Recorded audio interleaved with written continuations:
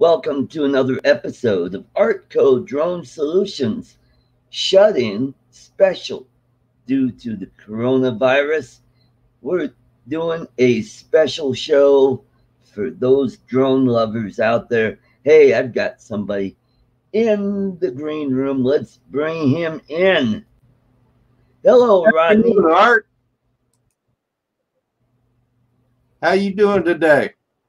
I am doing pretty good. I got some drone flying in. You might want to turn off your YouTube. Yep, I already did. There we go. Now you sound great. Just finding the chats. All right. Great. So how are you doing? I'm doing all right. Great. It looks like I'm living the dream. You trimmed up a little bit. I had to. It was beginning to bug me. Yeah, you were going for that Grizzly Adam look there for a while. Yeah. In the future, I'm going to try and keep it like this. There you go. Everybody seems to think I look better that way, even though I personally, I kind of like the Grizzly Adams look. So, what's Colorado like, or where you're at in Colorado? Well, it is nice. Well, now it just started to cloud up. It was a beautiful day this morning. Took the drone out, got the first flight of the year. You saw the photographs of the Westminster Castle. Oh yeah, that's really pretty. Yeah. Next time I go out there, I'll make sure my batteries are all charged up, and then I could get a decent flight out of it. There you go. Yeah. Did you forget to charge your batteries? Is that what happened? Yeah, they were a little over 50% full. That happened to me too. Yeah, you gotta screw around, do the compass calibration, and you finally get it up there and take a few pictures. All of a sudden, you're getting a battery warning. I thought, okay, bring it back. Yeah, Saturday morning when I went to do my live stream, I put in a battery and I really wasn't paying any attention. And I put the spark up and I got up to about 150 feet, and the sunrise Saturday morning was so beautiful. Right. It was just absolutely gorgeous. And I get up and I happened to notice that my battery level was low. Oh boy. So I wanted to get a quick snapshot. So when I switched over to the camera, I lost the stream. Oh gee. Yeah. I can take a snapshot when I'm flying my P4P. Yeah. But can't do it with the spark. The spark just can't handle it. No. So anyway, we got Timeless Truths out there, and Steve Mack. Good afternoon, guys. Good afternoon, guys. Yeah, I thought, I had all this time off, not being in Florida. I figure, why not do some live streams and build up those watch hours. Absolutely. That's probably what I should be doing.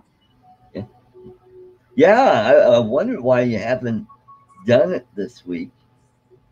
I've been on. I was on Roger's live stream this morning, and I did do a live stream this morning. I went out on the porch and caught the sun rising and stuff. So I did do a live stream there. Of course, you would have been asleep, and but I haven't done any StreamYard live streaming since Saturday. Right. But if I could move, if I had a little more dexterity allowed, I would set up my green screen and probably do one every day that I'm off. So there you go. But it looks like the base that I work at, they're saying, I was talking to my boss today. Right. They're saying they want all the federal employees to make arrangements to telecommute or telework Right. from home by Friday. So it sounds like to me they're getting ready to shut the base down. Right. So fortunately, I'm on a family what's family medical leave Right. Mm-hmm. Yep. until 27 May. So if they do shut the base down, I can still at least draw short-term disability. There I'm you go. hoping to get back to work early, but Right. we'll have to wait and see. All right. I'm going to send a link to Steve Carpenter. Okay. You really got to bring him in here, Art.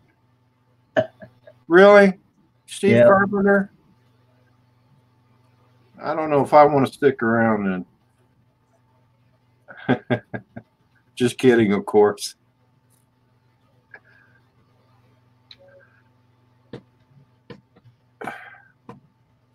There you go, Steve. It's on its way. You can tell I need a haircut. Yeah, you're getting a little shaggy. It's all coming out from under your hat. Yep. Oh boy.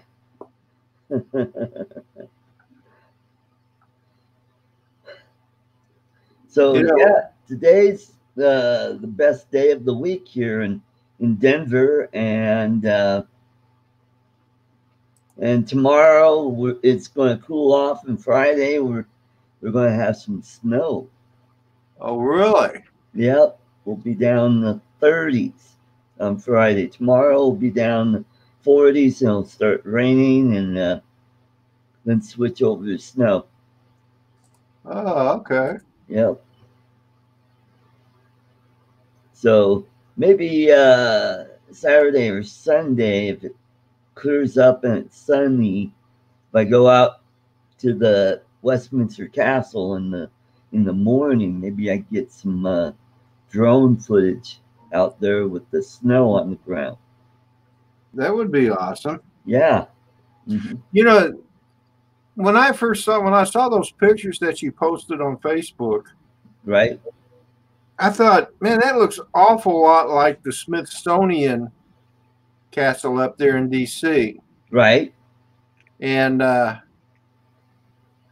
so that, I mean, I really didn't have much to say other than that, but Right. you know, it was just it's amazing how similar they are in looks. Mm-hmm. Yeah. Yeah. It's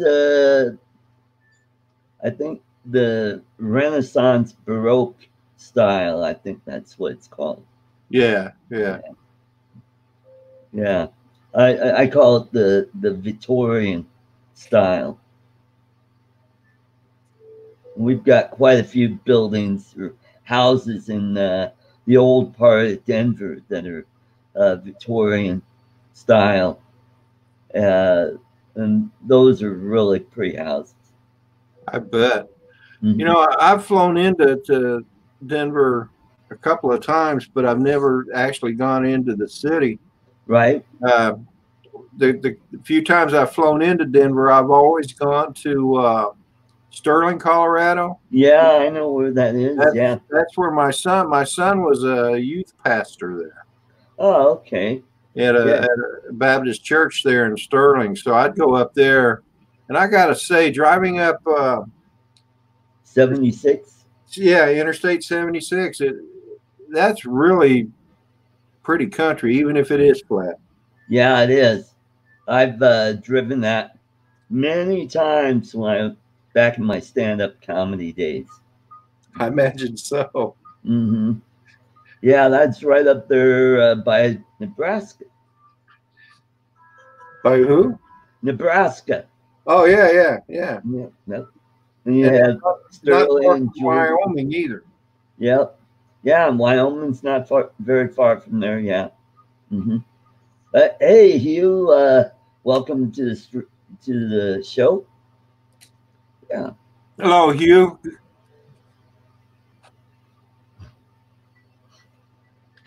So So. I must have made Steve mad with my comment because he hasn't shown up yet. Yeah. That's okay. Steve's such a wuss. So what's the toilet paper situation in your area? Well, I think it's just like the same everywhere else. Yeah. I mean, I haven't really been out, Yeah. and but my wife has, and she said, yeah. I know the Walmart over by where I work ran out of paper products, Right. and I think Food Lion ran out of products. Right. But my wife has been a bit of a hoarder anyway, and so we already had a good supply of toilet paper before this came down. Yeah, same here. So we're all set, and I'm all prepared to defend my toilet paper. So Yeah. anyway, but I mean, as long you know, every time I think about that, I'm like, toilet paper. Why? Why toilet paper? I know it's so weird.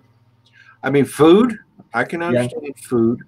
Oh, Um, speaking of the devil, we got Steve all right, I'm Carpenter. gone. Hey man, it's been nice, Art. I'll see you later. Hey Steve, how's it going, brother? Who in the world is this skinny guy sitting next to Art? You mean the one with the turkey neck? Yeah, but you know what? Man, you look like you dropped 50 pounds. Well, I've dropped 18. Oh, good. I'm hovering between 250 and 251 nowadays. Wow, excellent news. That's great. Actually, I guess if I'm 251, I've lost 19 pounds. And Right. then because I was 270 when I went into the hospital. Uh-huh. So yeah, when I'm, I have to weigh myself every morning. So, Right. Mm-hmm. but anyway, Yeah. Well, how are you, Art? I'm doing pretty good. I finally got a drone flight in. Got some photographs of the Westminster Castle here in not too far from here, and they turned out really good. you ought to share one of them, Art. You got it there on your computer? Yeah, let's see if I could do that. Okay, let's see if I Steve, this is can. a beautiful building. Yeah, we've got rain here again today, and this is a colder storm. Well, good. Maybe it'll wash away the COVID-19. Well, I found the cure for that. You did? Yeah. Oh, Guinness. Ah, there you go. You don't All drink right. this, you don't drink the stuff coming in from south of the border. You drink the stuff coming in from across the pond. There you go.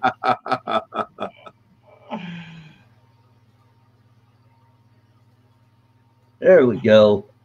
Is that showing up? Oh yeah. Yeah. Yeah, I think That really does look like the building up in D.C. You know what?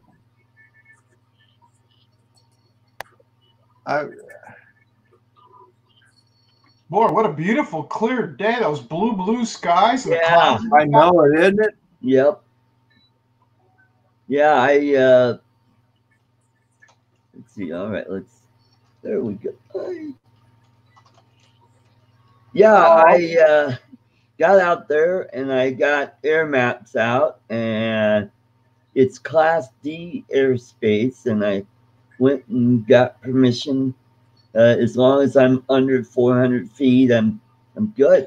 So Now that's an oxymoron. Under 400 feet. They allow you to go under 400 feet, and yet they want you to go. It's like, what are the regulations in the first place? Well, it said keep anywhere, under 393 feet. Oh, okay. Yeah. So, How because How tall is that building? That looks pretty tall. Let's see. Let me go to my. I have it on my Facebook page. It looks very similar to the Smithsonian building, but not quite the same. Yeah. It is 175 feet tall Wow. at the tallest. Yep. Drone Shots is in the house. Oh, all right. Hey, Jody. Hey, Jody, how's it going? Yep. So, I yeah, didn't say hello to Hugh. ArtCo Studios. I don't know if he said I had to step away for a second. I had to refill my coffee. all right. So let's get that out there. There we go. So that turned out pretty good. And there we go. That's a beautiful picture. Yeah. It is a good picture. Yeah, I didn't do any touch up or anything. Just it looks great as original. So I just kept it that way. And Was that with the air art? yeah, the Mavic Air. Yeah. Yeah. Mm-hmm.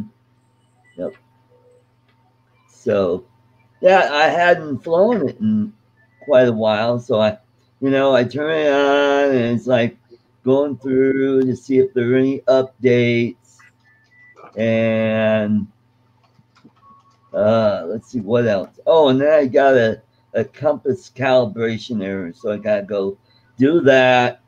Took care of that, and the thing is, I just grabbed the batteries. I didn't charge them for a couple days, so Oh. so they were down. And by the time I got to the third photo, that's when I started getting the low battery warning and decided, you know what, I'm not going to be like some other person we know and go, look at the dynamic range, and then lose a drone on somebody's roof or something. Hello, Brent. Oh, Hey, Brent.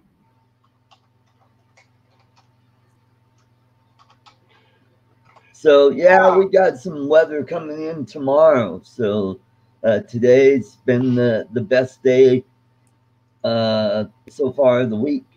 Yesterday wasn't too bad. I took the RoboMaster out yesterday out to the park, almost dumped it into the lake. Oh no. Yeah. I went over to check out some geese, and I didn't realize how close I was to the water, and it got stuck there from the dead grass. It got matted down, and it just got all wound up into the wheels. So I got over there, and I'm a foot away from the water. Oh goodness. But that's close, huh? Yeah. Once I got it out and got all that crap out of the wheels, and I was able to buzz around, I wanted to do a side-by-side test of the camera and the SJ cam. It had a sharper image to it than the camera on board the RoboMaster. Huh. Yeah. At least that's what it seemed like to me. What is do you know the sensor that's on board the RoboMaster? The camera looks a lot like the Osmo. Okay. Osmo Pocket. And or similar to the camera on my my Mavic Air. So I think it's 1080p. It works pretty good. Takes nice pictures. Very good. Yep. So what I did is I took one of those GoPro mounts that has the sticky tape on it and stuck that on top of the turret, and I was able to, I could mount a GoPro on it or any kind of action camera I Uh-huh. found on the, yeah. But that was a lot of fun to tool around with that, and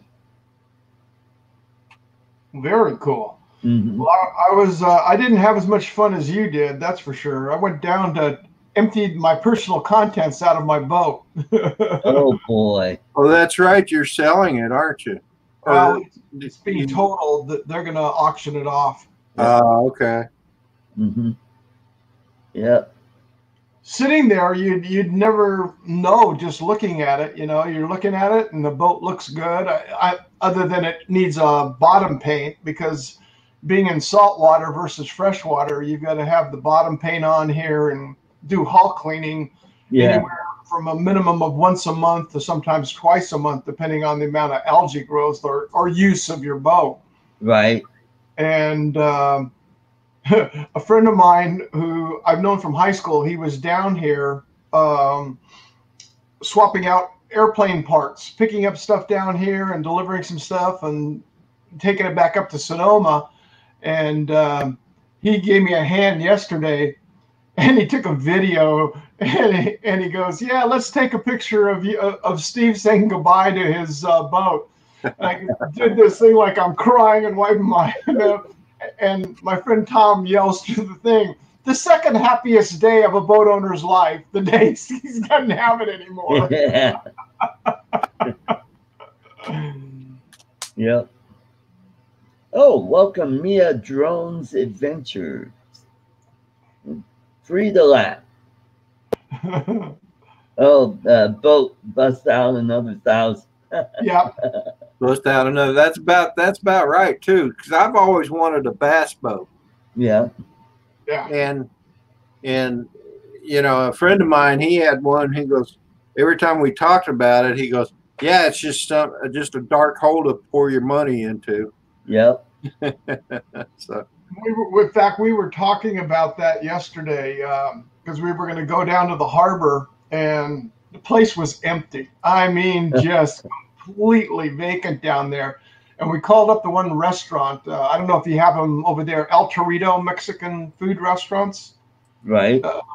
We called down. She says, "Yes, we're open up to 8." And then we heard rumors that our county was shutting down all restaurants, bars, and Yep. everything else. Yep. Same here.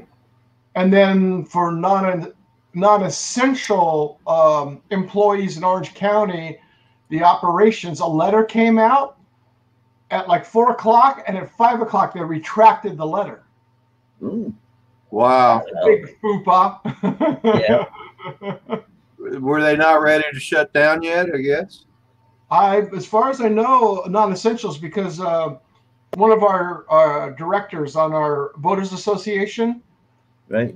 they have, he's the president of, it's called PAE, Pacific Asian Enterprises, and they build, they don't build them, but they sell and have them manufactured the Nordhaven trawlers, which are a world-class circumnavigational yacht. In fact, they're the first company with their 40-footer to circumnavigate the globe.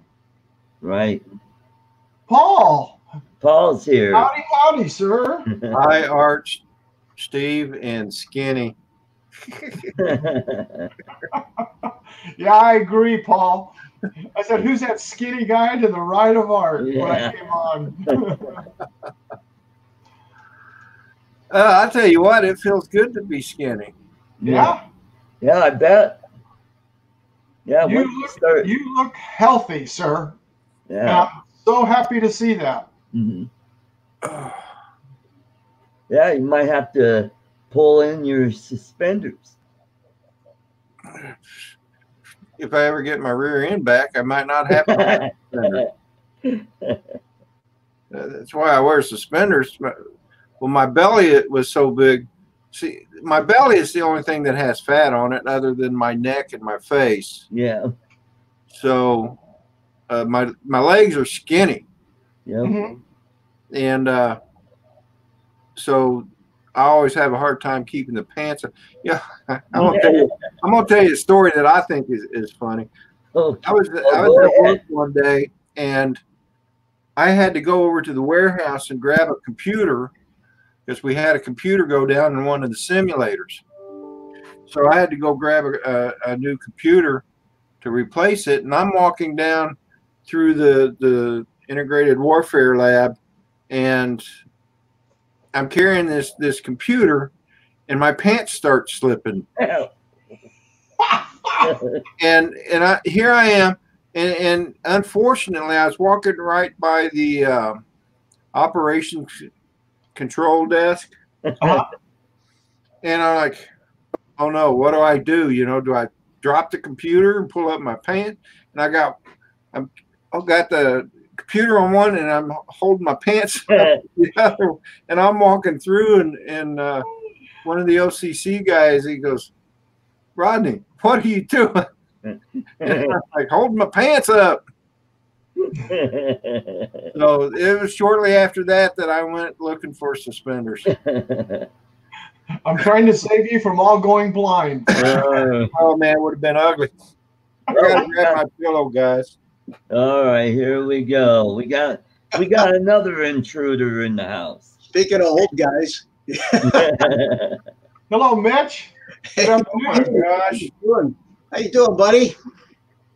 Good. Happy coronavirus to you. Yeah. Oh, happy coronavirus to you too. Yeah, same to you, Rodney. Man, Rodney, you're looking outstanding. Thanks. Thanks. Man, you know, I was thinking about you. Your timing on this little episode of yours was perfect, man. Impeccable, isn't it? Can you imagine if it had happened now and you had to be in the hospital during all of this nonsense? Oh my, yeah. Oh, Yeah. wow. Yeah. How are you doing, Art? I'm doing pretty good. Got a drone flight in today. Went out to Westminster Castle and got a couple photographs of the castle and posted them on Facebook. And later on today, I'm going to do some FPV flying in my apartment. Oh, cool. Yeah, make sure you throw up a camera or something. I know you don't have a DVR in your goggles, do you? Yeah, that's right. I don't have a DVR in the goggles. Yeah, because So- I pay money to see that. Yeah. Hey, we got Claude in the chat and Newfound Drone Productions. Welcome. So we got a good group this afternoon. Yeah, well, we're all shut-ins. What do you think? Yeah. Yep. And then tomorrow the weather's supposed to change. We're going to be dropping down from the mid 60s down to the low 40s tomorrow, and then Friday snow. Well, you're welcome, Mark. Yeah.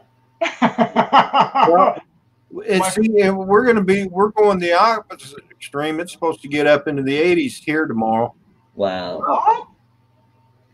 Yeah, it's a cold storm coming through because my friend traveling up to take the Grapevine up over I-5 to go back to Sonoma this morning, he sent me a picture and showing the temperature, and it was only in the low 40s as he was working its way up the hill because the snow level is at 4,000 feet. Wow. Hey, what highway was he on? I-5? Oh, going up through the Grapevine. Yeah. Oh, yeah. You know, I've been up through the Grapevine when it was snowing. Yeah. That's scary. Yeah, it is. Gorman Pass. Yeah. We got stuck there one time. There was a bunch of us. We were all stationed at Mare Island going to school. There's four of us. And one of the guys volunteered to drive down to San Diego, you know, and allowed us to come with him. And coming back, we were going up through the Grapevine. We got to about Gorman Pass there, and his car broke down. No. So we had to spend the night there. And when we got back to the base, we were UA, unauthorized absence. Yeah. And so we all got called up in front of the school director and had to, you know, give our explanations and stuff. Yeah. And everybody started calling us the UA4. So, did you get a note from the Highway Patrol?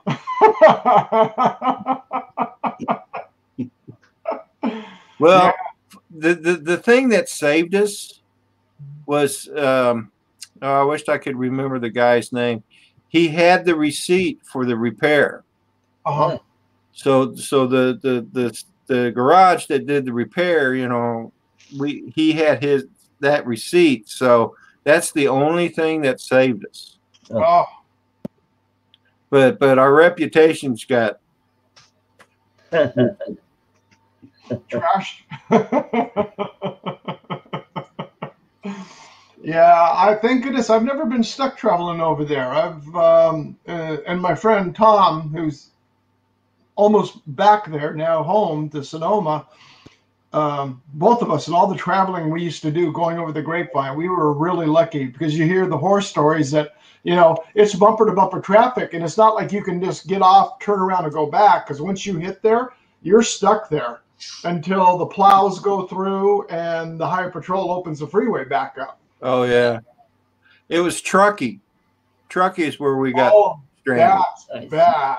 Been there and been stuck.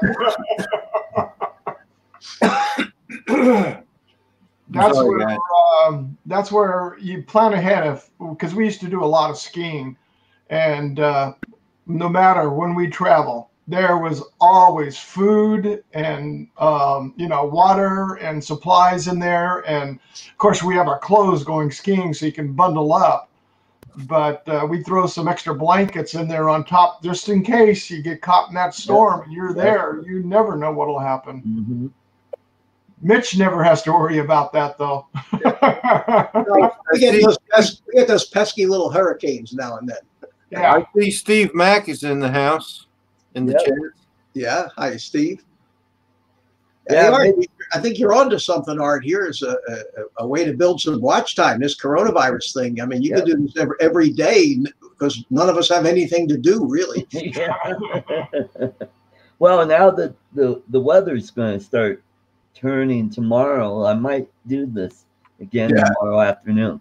Not tomorrow here. And Friday. We're in the mid 80s here. We're going to stay that way. And tomorrow, of course, is the first day of spring already. Yeah, that's right. That's right. Hey, Sean, Geetsvana is here. Yeah. Yeah. Yeah, the other thing that Mitch has to worry about in the wintertime when it gets really cold is when the iguanas start falling out of the tree.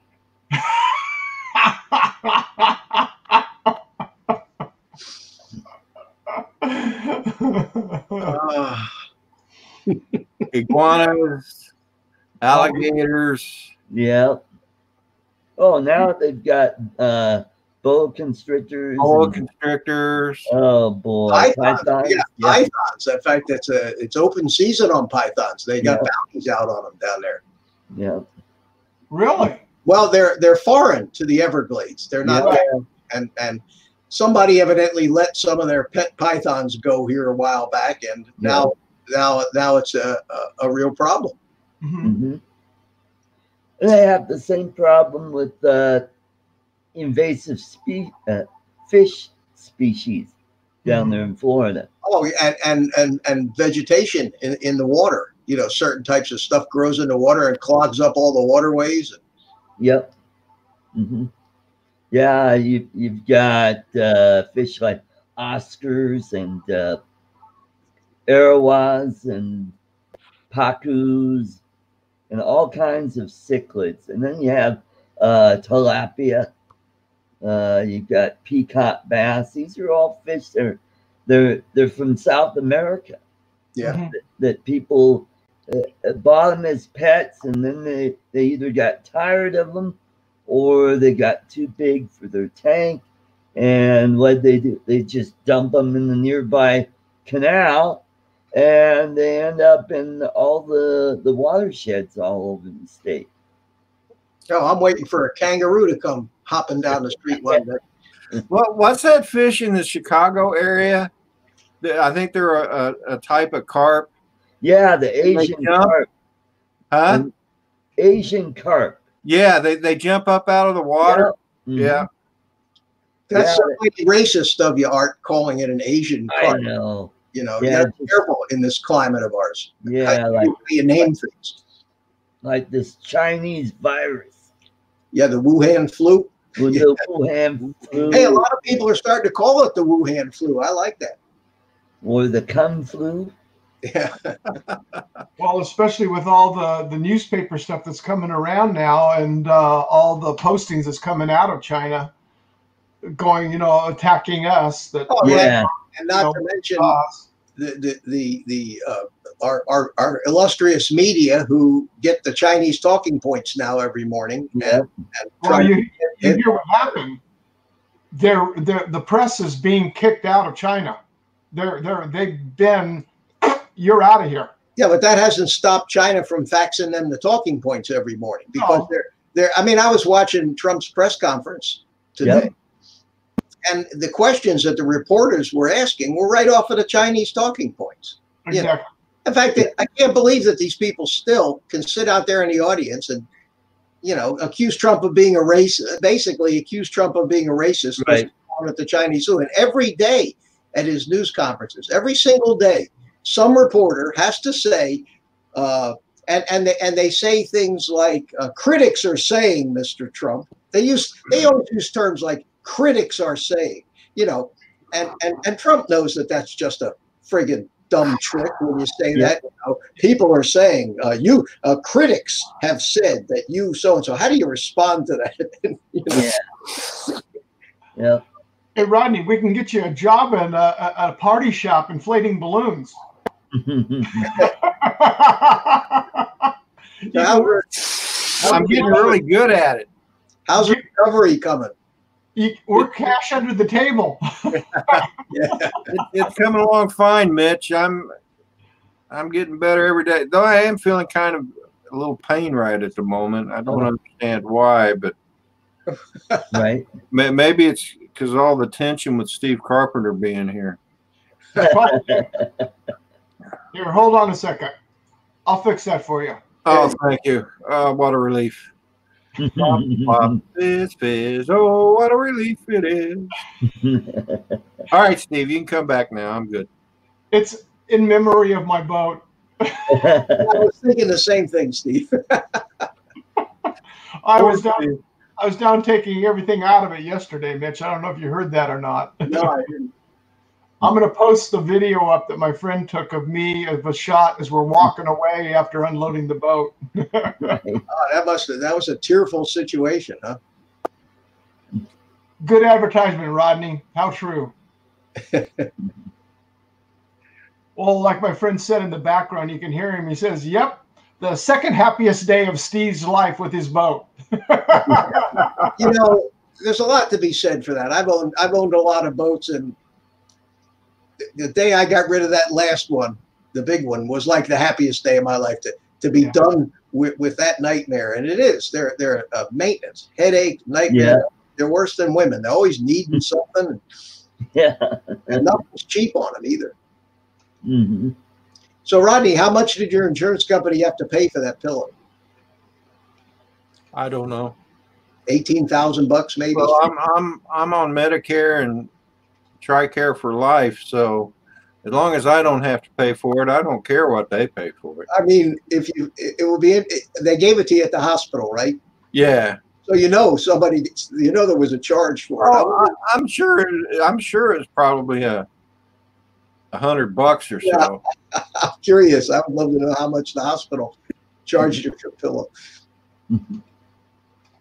It would be interesting. I know that if I was paying the bill myself, it would probably be up in at least a couple of $100,000. Mm-hmm. Oh, easy. Try probably closer towards about 350 to 500,000. Well, see, there you go. Rodney, I was in the hospital for 2 days about 5 years ago because I had a kidney stone I couldn't pass. 2 days. The bill was $48,000. Oh my goodness! Wow. For a kidney stone. Mm. Was it gold plated? What's that? Was it gold plated? Oh, I don't know. I never got It the. must have been. They had to go. They had to go in and get it, and it was stuck in the ureter there, in the little tube between the kidney and the bladder, and that's where it all hurts. Once those stones get to your bladder, you don't even know it. You hardly ever know about them after that. But that little tube, and they had to go up in there and get it and put a stint in, and it got healed, and then they had to go in 2 weeks later and pull the stint out at the doctor's office. But the total hospital bill was $48,000, and almost half of that was imaging, was CAT scans and stuff like that. Yeah. Right. Incredible. Mm-hmm. Well, you were talking about Trump's press conference. That reminds me of a tweet from my friend Rick Enstrom that it's so sad that none of the previous presidents gave Trump any praise for what he did. Nothing. Never will be. But you know what was surprising? I just watched Dan Bongino's show today. Right. I like him. He had a great show today, and towards the very end of the show, he played two clips, which he played because he wanted to compliment both Cuomo from New York and Dana Bash from CNN. Yeah. And interestingly enough, both of them stood up for Trump, and I'm surprised Dana Bash has got a job today. Yeah. But, you know, I mean, when somebody at CNN, anybody at CNN basically comes out and says something positive about the president, that's really got to tell you something. Well, you know, in this time, in this period right now, where we're at now, nobody should be taking shots at the president of the United States. I don't care who he is. Mm-hmm. And all the toilet paper hoarding and all the food hoarding, that stuff doesn't irritate me as much as people coming out and blatantly telling everybody that Trump is the bad guy. Mm-hmm. He's the president of the United States. He's doing the best he can with what he's got. You know, in this time of crisis, let's pull together and get through it. Yep. And then if you don't like Trump, I don't care if you don't like Trump or not. It doesn't bother me at all. Yeah, well, that's what Bongino said, basically. He said now's not the time for report cards. Yes, exactly. It's November. Yeah, that's exactly what he said. He said November is the time for the report cards when the election comes up. But I'm watching everything he's doing, and I as a true administrator, I don't think the guy. I think the guy is second to none. Mm-hmm. I think the guy is second to none. He's divorced himself from the politics of it now. Yeah, and he's dealing with it like an executive would. And if I'm hoping that people actually recognize this now. Yep. But I think that's why he's so hated from both sides, the Republicans and the Democrats, because he's not like any other president that we've had. Mm-hmm. He's more like what you said. He's comes at the office as an executive.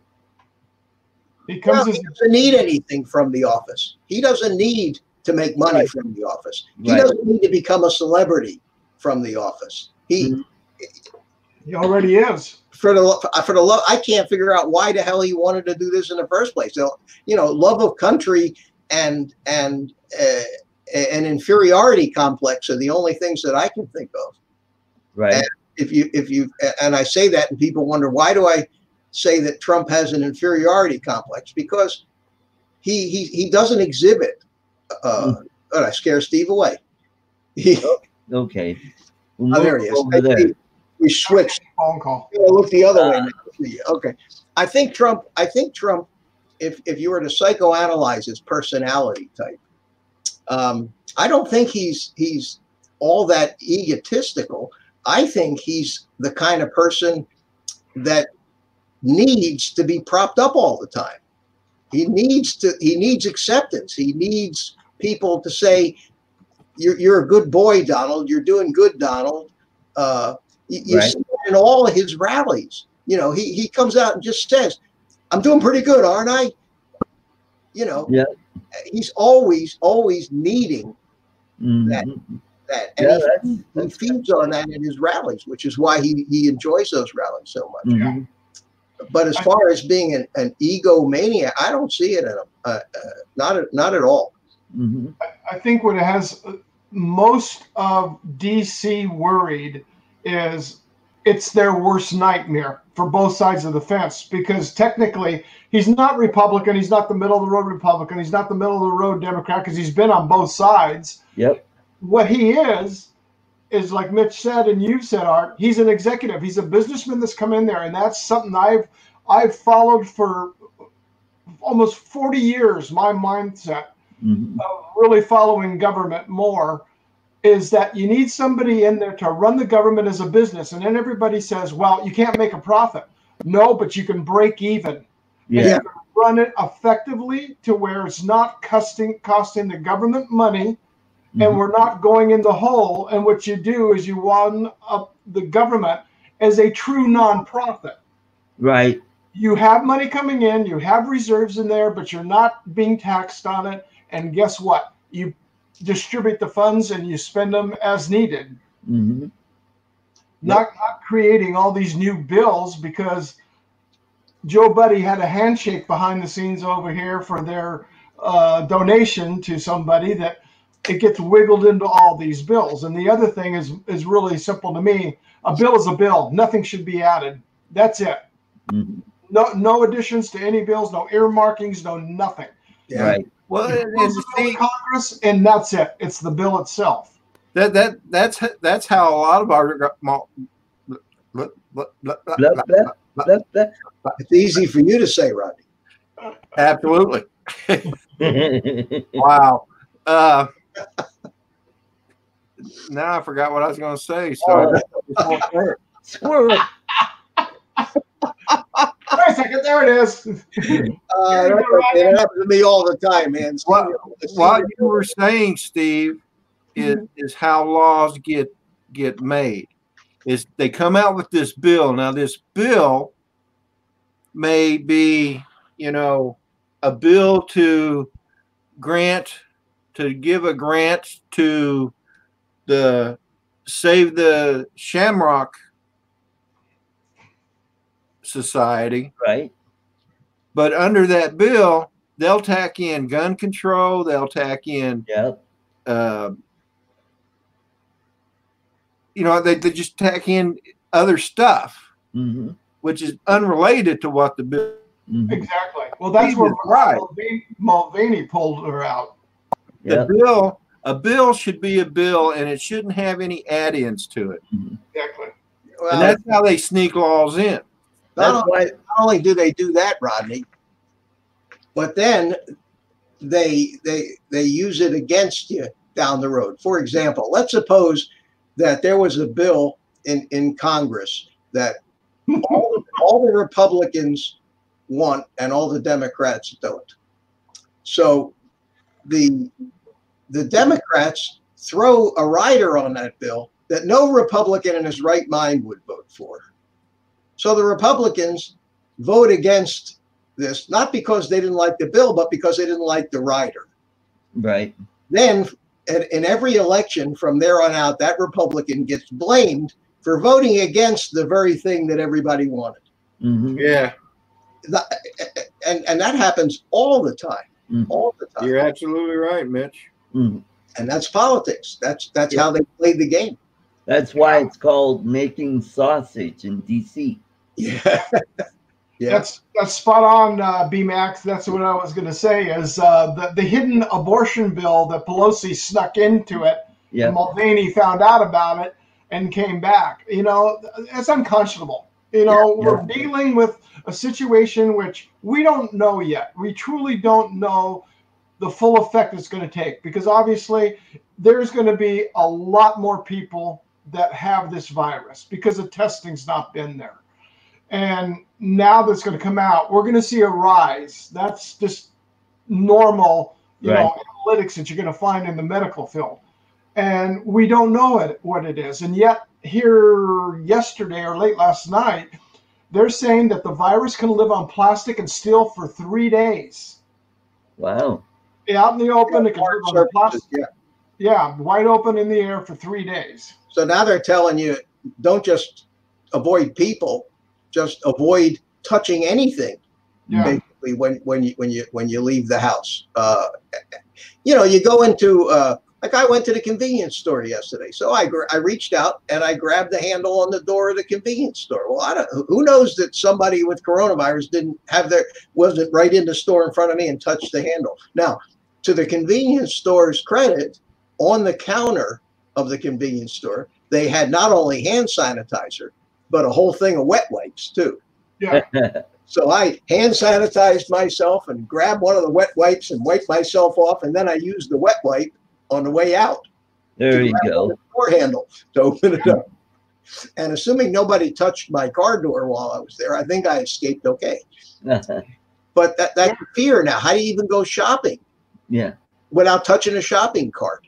Well, here outside, there's the hand wipes. They've got that here. Towels right next to the cart corrals. Oh, yep. Good. And that's what we're going to have to do. And you want to know this? I'm afraid, not afraid, but it's a reality. We all think that life is full of, this is what normal is. Everybody says back to normal, back to normal. Well, we've never gotten back to the quote normal from before 9/11. Yeah, that's true. Okay. That's true. And, so that's a paradigm shift. And I really believe that this episode here is another paradigm shift in what normal life is going to be like from here on. Absolutely, because the way, anytime something like this comes up, things change. Yep. And it's not just a temporary change, it changes forever. Yep.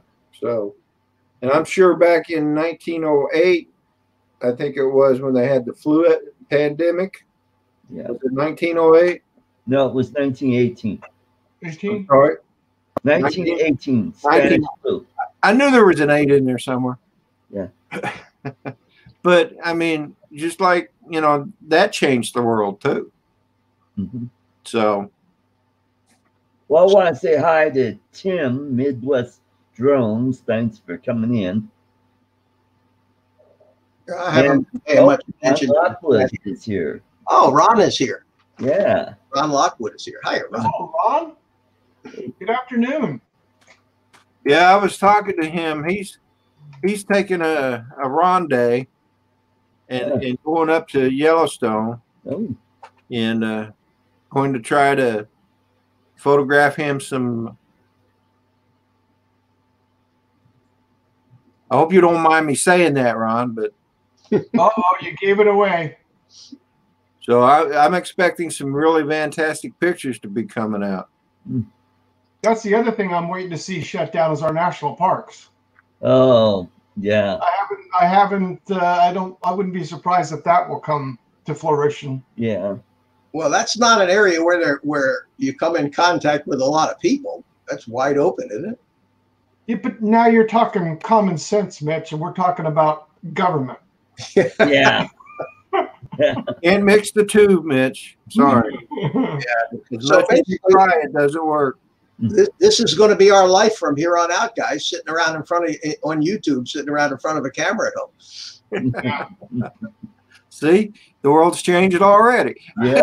No doubt about it. And so, I just had a question now.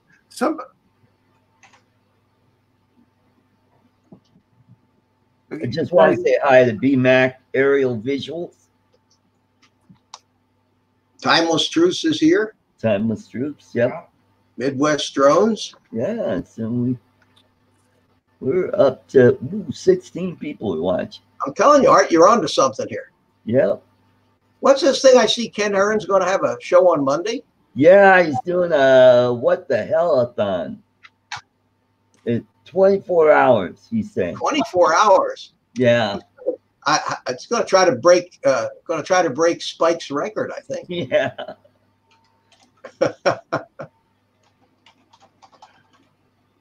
Drone review man of all drones. Welcome to the show. Not much else going on this time of day, you know. But here's the thing with Ken's show is he's going to have previous guests on his show. So what you do is he's got an email address. All you have to do is say, "Hey, I'm available for this time, and here's my Skype address." He also said that anybody who wants to be on his show can be on it. Just send him an email. Yep. Your Skype address and what time you want to be on. Well, he's got to fill up 24 hours with something. Yeah. I mean, I don't know about you, but after 2 hours, my show, the things I do are 2 hours long. And when it gets to at the end of 2 hours, I've had it. That's more than enough. Yeah. Yeah. That's what I can't believe is Spike. When he went on and he was going on for those, 15, 18-hour episodes, it was oh my gosh. Yeah. I think my longest show was 3 hours. Yeah. I did a 6-hour one where I built the whole drone on it. First one of those live build things. Yeah. Oh boy. It wore me out. It wore me out. I bet. See, you're responsible, Art, for keeping this lively because this is your show. So the rest of us, we have no pressure whatsoever on us. Yeah. Well, the one thing that this virus has affected is the bar and restaurant industry. And it's not just those people, but how about the entertainers? Like comedians, musicians. Musicians are really hit hard. A lot of my musician friends, they don't have any gigs for the next 2 to 3 weeks or longer. Months. Yeah. It's going to be longer than the 2 weeks. Initially, I thought, in 2 weeks it would peak, but I think we're in for this for a couple of months. Wow. And I know our governor shut down the schools now. They shut down the schools for the state because there were a few districts still open. And one of the things that he said yesterday is, don't expect to come back this year. Wow. Here in Florida, they extended the spring break till the 15th of April now. Okay. So they pushed it out another 2 weeks. Mm-hmm. So here in Colorado, they closed all the casinos and all the ski resorts. So you got all those people that are and now I've been hearing there's going to be a stimulus where everybody's getting a $1,000 check. That's what they're working on. They're working on they're figuring it's going to cost $250 billion a month. Wow. And they're planning on 2 months. And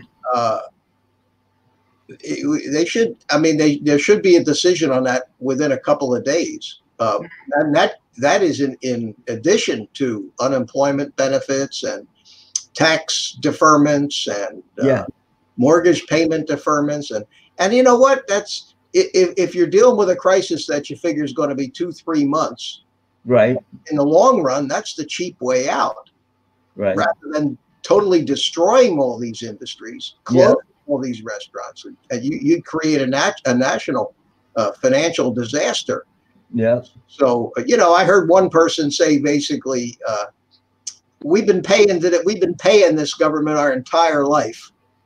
What are we paying them for if not to get us through a crisis like this? Mm-hmm. Mm-hmm. Yeah. And they got printing presses. So. Yeah. And plus, I think the world's largest counterfeiters, the United States government. They're going to have a a holiday on Social Security taxes being withheld on Payroll. your pay. Yeah, payroll tax. That's I've also heard that if they do that, good luck trying to fire them back up again. yeah. they may end up being a permanent change in the way we're taxed. Yeah. I don't know. This thing is going to have a lot of ramifications. Yeah. Some of them might even be definitely going to. It's definitely going to have ramifications, no doubt. Mm-hmm. Yep. I'll tell you one interesting thing that happened. My daughter-in-law works for, and I won't mention any names or any companies, but works for a huge tech company and has for 20 plus years. And she has a pretty high up position in that company. Uh-huh. And about a month and a half ago, that company notified her that they were downsizing or closing her department, and she was going to be out of a job. Now, Wow. you know, you're 50 years old. You've been working this place most of your adult life, and all of a sudden you find yourself without a job. And just about that time, my son, who's in the financial business, this market crashes. Mm-hmm. So he's panicked. So I thought the two of them were going to go off the deep end. Well, I talked to him 2 days ago, and because of this, this big tech company decided not to lay anybody off. Probably because of the optics of it, of laying people off in the middle of a crisis. So she was notified that she still has a job and will have it for the foreseeable future. Now, she hates working there. She does. She hates the place, and I don't blame her. But and she's, with her qualifications and resume, she could find herself a much better job. But this at least takes the pressure off in the short run. So there was a silver lining to this whole mess for my son and his family. Mm-hmm. Mm-hmm. Hello, So, Rick. Rick Halber's Rick Halber's in the house. Rick Halber, hiya, Rick. Good afternoon, Rick. Hey, Rick, thanks for that link on that decharger, shall we say, we'll call it. Rick Halber sent me a link, a company that designed a unit. It's used to recondition and uncharge your drone batteries. Cool. And it can do it in 30 minutes instead of waiting days and days and days to do it, and bring it all the way down to like the 8% bracket, to where you can use it for the reconditioning after, like 20 chargers like you're supposed to. Oh. Well, we have a charger for the FPV battery. Yeah. Uh-huh. Okay. But like for DJI, not for the Mavics, no. Yeah, any of the, and they make them for the ones that he sent me the link for were for the Phantom and the Inspires, but they also make it for the Mavic and I don't know what other one. I wonder if I can convince Rick to send me that link. I'll send it to you. All right. Now, you were talking about people getting laid off. How about Jeff Sills? But Yeah. He just turned 50, and he's got all this. He's got all this experience. But the thing is, he doesn't have the credentials. You might say, like a degree or certification. Yeah, You know what? I tell you what. I've got a master's of science degree in information technology. Right. And that didn't get me anything. Yeah. The thing is the certifications. If you're going to be in that industry, that's what they're looking for, are the certifications. The Cisco certifications, the Microsoft certifications. Any high-tech company that have certifications for their stuff, that's what an IT person needs to get. Yeah. That's going to get you the job. Yeah, I think that's probably what Jeff's going to have to do. On top of I remember those days, Rodney, when I had my computer company.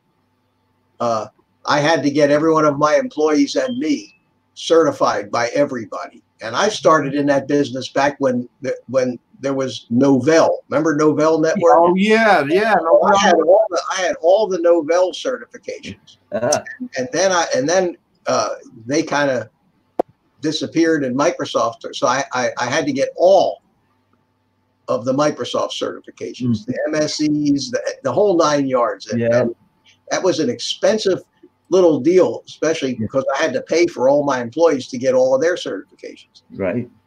Well, and that's what it takes. That's what it takes. They didn't care about whether they had a college degree at all. Didn't matter. Yeah, exactly. Well, I went to a job fair, and now I've had, at the time, I had 20-something years working with computer systems. And that was inside the Navy. The only difference, when I was in the Navy, the only difference was the computer systems were tactical computers.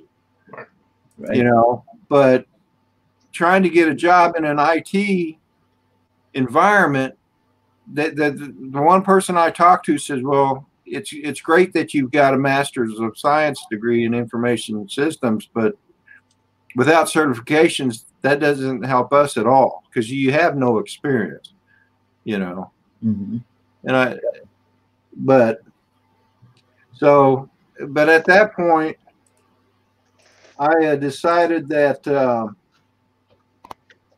if I could get a job back out here working on stuff that I'm familiar with, you know, and it turned out that I managed to get hired on back out here in Virginia.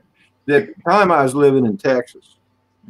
Now I did have a job in Texas working on logistics equipment like conveyor belts and inline scales and stuff like that I would have liked to got into as well. And you didn't need any certifications for that, but I decided I wanted to leave Texas anyway. Right. And I'm not going to get into the story as to why, but because I love Texas. I mean, I grew up in Oklahoma. I was born in Oklahoma. But I think I loved it because there's no state income tax. But yeah. You know, where do you live in Virginia? Where I live in the Colonial Beach area in Westmoreland County. Is that near Richmond? Yeah, I'm about an hour from Richmond. 45 minutes if there's no traffic. I lived outside of Manassas for a while. Did you? Yeah, when I was in the Army back in 1969, I got sent to Vint Hill Farm Station in Warrenton, Virginia, out on 29-211, and that's where I learned how to fly. Was at the Manassas Airport. I used my GI Bill, got all my ratings, and then I became a flight instructor and actually taught flying out there at that airport for a while. Yeah. Oh, cool. Beautiful country. Beautiful country. Virginia's a beautiful state. Man, you talk about history. This place is so full of history. It's crazy. You got all the battlefields, especially in this area. In Fredericksburg, there's the Fredericksburg's battlefield. Yep. These are the Civil War battlefields. There's the Fredericksburg's battlefield. There's Chandlersville. There's Wilderness. There's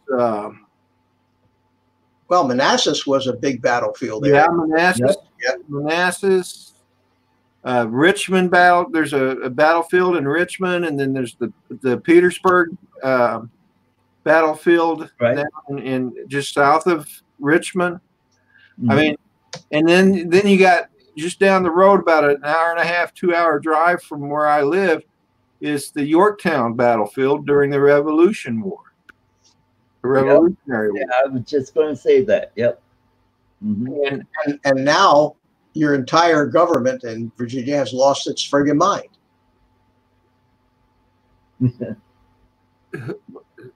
What was that? I say your entire government in Virginia has lost its friggin' mind. Yeah. They have. They have. I don't even, I mean, back when I was up there, it was back, 50 years ago. And it was a whole different situation back then. Yep. Well, I mean, up until the current governor took office, Virginia was one of the freest states in the country. Mm-hmm. Yeah. And even when his first year or so, it still wasn't bad. But this past election, when the left took over the House and the Senate, Yep. the House of Delegates and the Senate, they went crazy. Yep. That's what happened. There was no presidential election in the last cycle. So look what happened. And who do you blame that on? All the people that stayed home. Mm-hmm. Yeah. Yeah. Now they want to take down all the Confederate statues. They want to do everything. They want to take your guns away. It's absolutely nuts. Yep.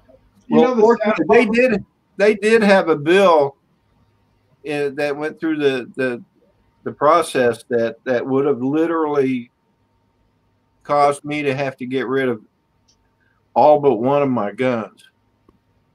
Yeah. You know, because they were all classified as assault weapons. Rodney, what guns? Well, Guns? We don't have any guns. Yeah. You mean the ones that I dropped in the lake by accident? Yeah. God, I dropped them in my backyard and the dirt just crawled right over the top of them, and I'll be damned if I can find them. Oh, yeah. Hey, I donated them. I want to say hi to Vidar from Norway. And so we got Vidar. Europe. Hey, Vidar, how you doing? Yeah. And Hugh here too. Did you see Hugh? Yep. Hugh. Yeah. Canada. Yep. And then we had Sean from England. Dick Svana was in for a little while. You know, I got to tell you that I watched your video about your RoboMaster down by the lake. Yeah. And I was a little disappointed. I could wait for it to go into the water. Oh. Ouch. Ow. Oh. I kept waiting for it to go in the water, and it never did. Uh-oh. Yeah, he was talking about that earlier, Mitch. Oh, really? Yep. I mean, it was a foot away. I saw that. Yeah. And I'm like, when I walked over there, I'm like, holy crap. I mean, that thing almost, I'm glad it got stuck there. Because they had that grass that got matted down, and it got all tangled up in the wheels. That's why it wouldn't move. Oh, that thing went pretty good through the grass, though. It surprised me. Yeah. Mm-hmm. The grass and the geese and duck poop. But I noticed you used the cell phone. Did you give up on that controller? Yeah, I did. Oh, at least return it. Did you buy it? I'm going to figure out something how to do something with this. So that looks almost like a Xbox or a PlayStation. Yeah, we were talking about it the other day. That I think it was on Sean Ide's show last night. We were talking about this, and I noticed there's a select button. Maybe I could program these other thingamabobs here. I don't know. You know, that robot, I think they would have been better off putting treads on it. Oh, like the wheels.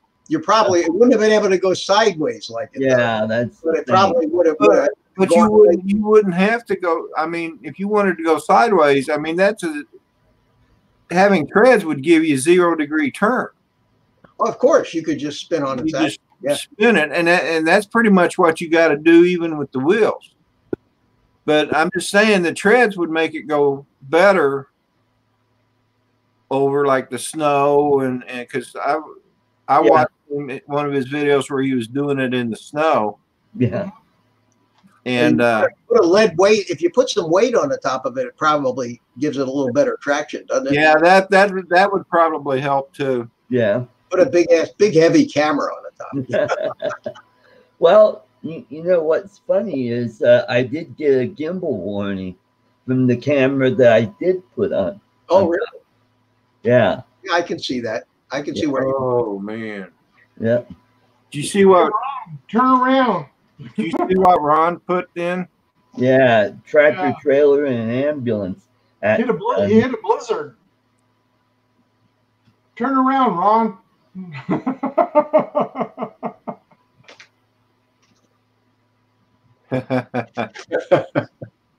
Yeah, earlier he said, I hit a blizzard. This was not a good idea. I think I missed that one, but oh, there it is. Yep. Hey, Art, I gotta take off. I just got an emergency job I gotta do. Okay.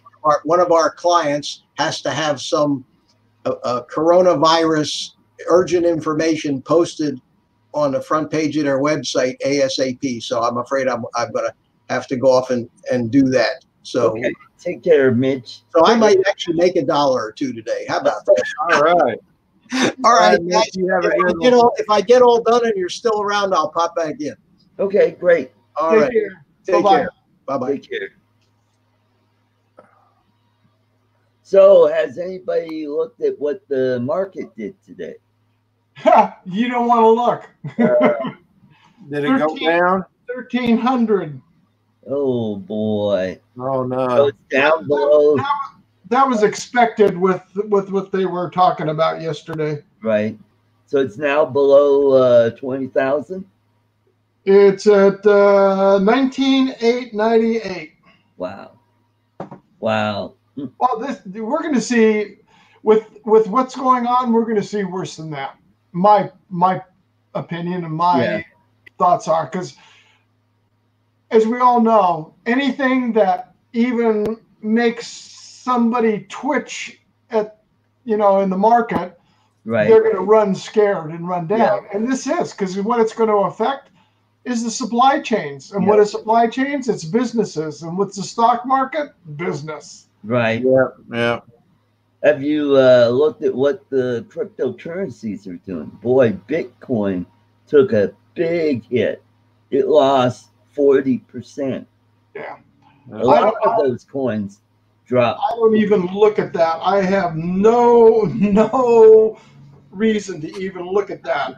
Well, what not I a believer did, in it. I put $15 into it the other day. So I'm getting at it when it's this low. It's a good time to throw a few bucks in there, and then when things start turning around, that puppy is gonna grow. Yeah. In fact, Hey guys, I'm gonna have to drop out. All right, Rodney, take care. Go get some rest. Yeah, Right. well, actually, I gotta go take a walk first, and then I'll get some rest. Okay. Anyway, thanks, Art, for sending me a link. I appreciate it. Enjoy being here. Everybody in the chat, you have a good day. Steve, I'll talk to you later, my friend. Art, have a good one. Take Have a care, good Rodney. day.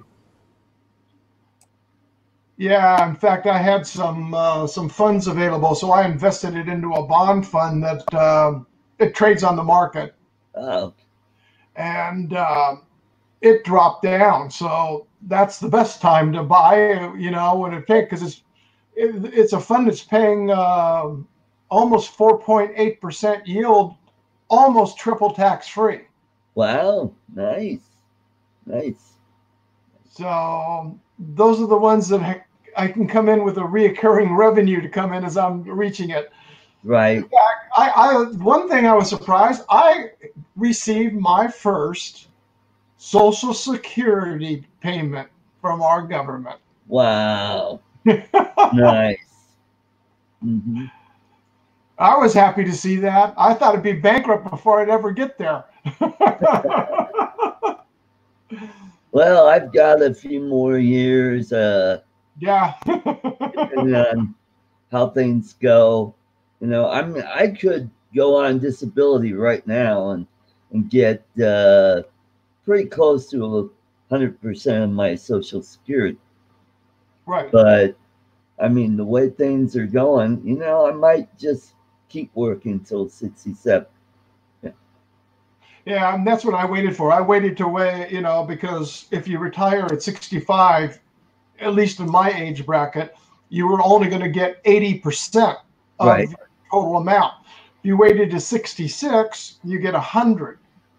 if I waited to 66 and 4 months, I can continue working and still receive 100% of my Social Security and continue working. Yeah.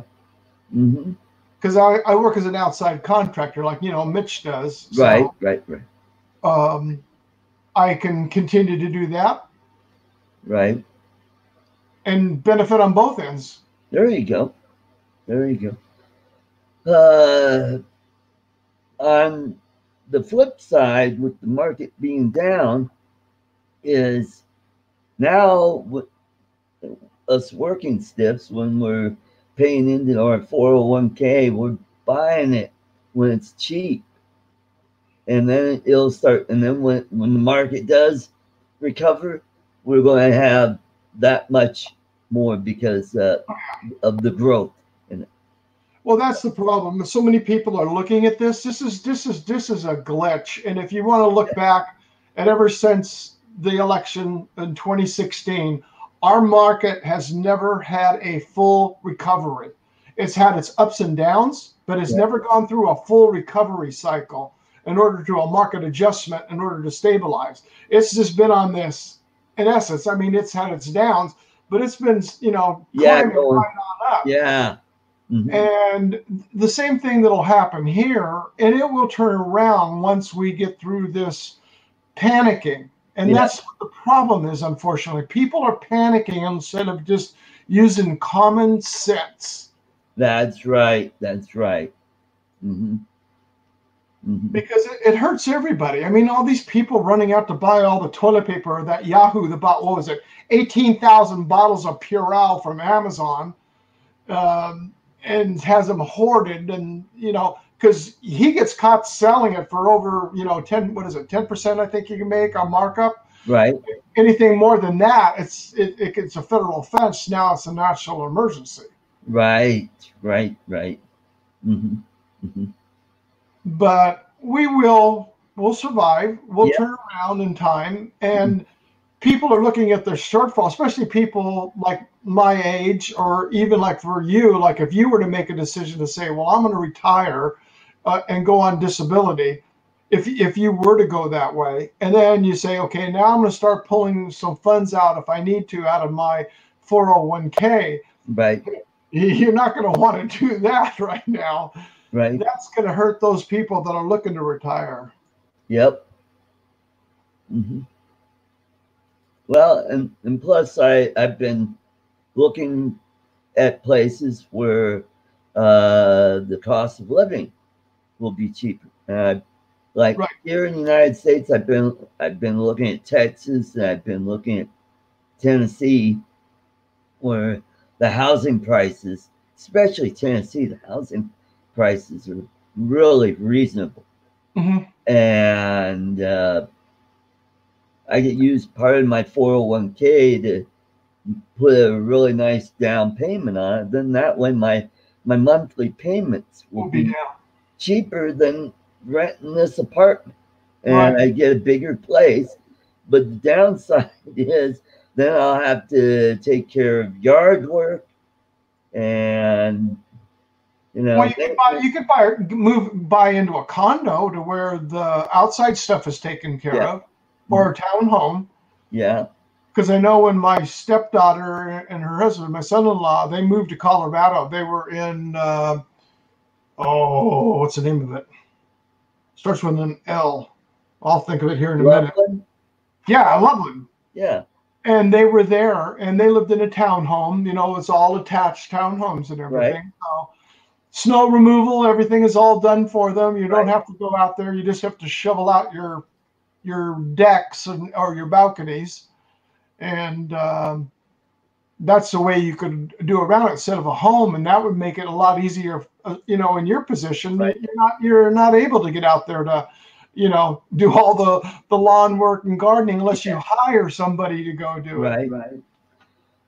But on the other hand, if I have a place that has a nice big backyard, then I can have a garden. I can have fresh vegetables like tomatoes and peppers and green beans and onions, and if it's big enough, maybe some corn. That'd be cool. Yeah. Yeah. Yep. Hello, Carlos. Oh, Carlos is here. Okay. The other place is the Philippines. Where at? The Philippines. Oh, well, yeah, I know you've been talking about that ever since since I've been following you. I mean, I could rent a 3-bedroom house for $400. And my girlfriend, where she lives out in the province, so it'll be even cheaper out there. It just, I don't know if I want to, if I can handle that kind of somewhat primitive lifestyle, to where I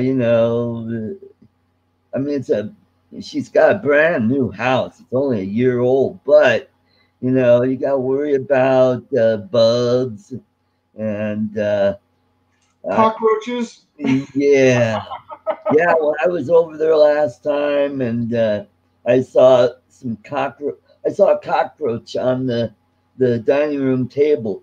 And I'm like, hey, bug, and they're all looking at me. What's he talking about? And I didn't know the word for cockroach is epis. Is what? Epis. Oh, okay. Yeah.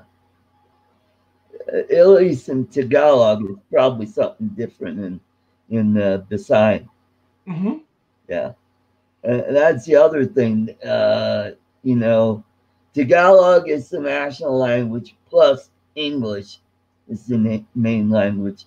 But you have all of these different dialects. Right, like Yeah. China. Yeah. Mm-hmm. I was surprised to hear that because my son, through his church, they were over in the Philippines going over on mission trips from their church. Right. For Christian families and stuff. Mm-hmm. And I'm trying to remember how many years ago it is. 4 years ago when they had the earthquake there, that big earthquake in the Philippines. Yeah. It was only 15 miles from where they were at in their hotel. And they all panicked and ran out of the hotel, obviously. Right. And unfortunately, when they left, the hotel's never opened up since then. It was completely, it didn't collapse, but all the concrete structural walls all started crumbling apart and everything. Oh, yeah. Mm-hmm. Mm-hmm. Sure you're not eating dog one night. Yeah. Well, you know what? They do eat rats over there. Yeah. Mm-hmm. That might not be too bad, but I won't. I'm staying away from balut. Oh God. But yeah, they eat everything from the chicken. Yeah. They eat the gizzards. They the feet, the neck. Oh boy. The only thing I would have a problem with living over there is the heat and the humidity. Yeah. Yeah. Yeah. I lived in Michigan when it would get into the 90s and it was hot out. Yeah. Oh, Carlos says poodle patties. Yeah, I saw that. But it's a beautiful country, and it would probably take the rest of my life just to see everything in the Philippines. Oh, there's so much to see. Yeah. Mm-hmm. And it was funny because where I forget, well, they flew into the main airport there, but then they caught another hop over to another island where they were going to this one, and for the life of me, I can't think of the name of the island where that earthquake occurred. And it's like from where they landed to the island, it was like 15 miles straight across, right? Right. It was 30 some miles by the time they went there because of all the low, very shallow waters through there that they have to maneuver in order to get over that island. Yep. So you think 15 miles, you get over there, okay, I'll be there in, and 2 hours or something by the time they got around getting there. Yep.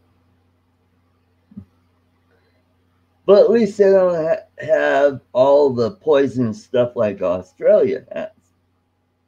What's that? You know, Australia, everything there is poisonous. You Yeah. know, or that could kill you. You know, kangaroos and even the platypus has a stinger that could be really nasty. And and then there are spiders and snakes and even things that swim like box jellyfish, man o' war, Yeah. uh, sea snakes. Uh, in the Philippines, the only venomous snake there is the cobra. Yeah. And you just have to just don't go in the jungle, you know. And if you're in an area that's pretty rural, just be careful where you step.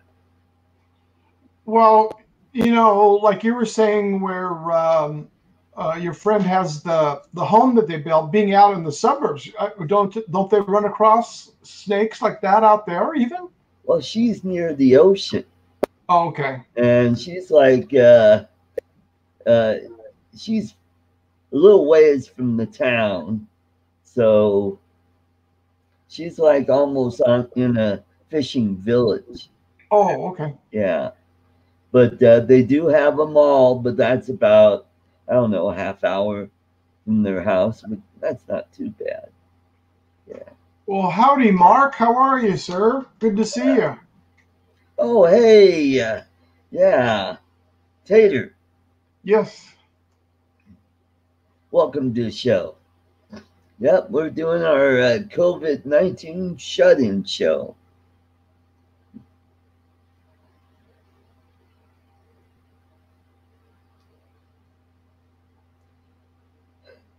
And plus, you're close to Australia. You can hop on a flight.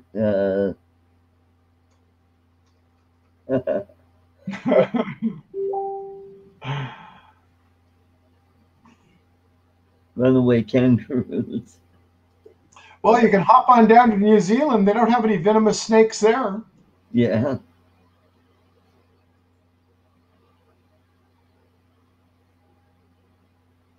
Now, with the Philippines, you obviously wouldn't own any property there. You would just rent, correct? Yeah.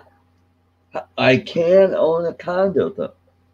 A foreigner can own a condo. You just can't own the property. That's right. Yeah, kind of like what Mexico is. And Mm. you can own the structure, but you're not owning the physical property. Right. Now, if you're married to a Filipina or Filipino, then once you become a citizen, then you can own property. Oh, yeah. Yeah. Well, actually, my mother, she was born in Mexico, and my grandparents immigrated here to the United States from Lebanon. They were Christian Lebanese. Right. They came to come in to go, through Ellis Island like everybody else, except Right. the limit had been reached. So Mhm. they ended up having to go from New York then to Cuba, and then Wow. from Cuba into Mexico. And since she was born there, she can actually own property down there Right. because there's a lot of beautiful resorts in Baja California. Yeah. I have a friend here in Colorado that has a condo down there in Los Cabos area. Where in Los Cabos? Yeah. Oh, okay. Hmm. Good to see you too, Mark. I'm Yeah. doing fairly good. It's raining here, so we're sending more moisture your guys' way. Yeah, it's a little cloudy here. So, And it's a cold storm this time. yeah. But you know what? Colorado always needs the moisture, though. Yeah, so do we. Well, you know, Colorado is the headwaters to 5 major rivers. Yeah, Mhm. that's for sure. That's where we get our water from. Thank you, Yep. Art. That's right. Yep, we got Colorado River, Right? and we have the Platte River. Actually, we have the North and South Platte, and then we have the Arkansas River Hmm. and the Rio Grande, and I think the Green River runs through Colorado. Hmm. Yeah. Yeah, we have the California Aqueduct, which runs from the Colorado River here to Southern California. That's why there's no water down there at the Gulf of California where the Colorado River empties into. Right. Yeah.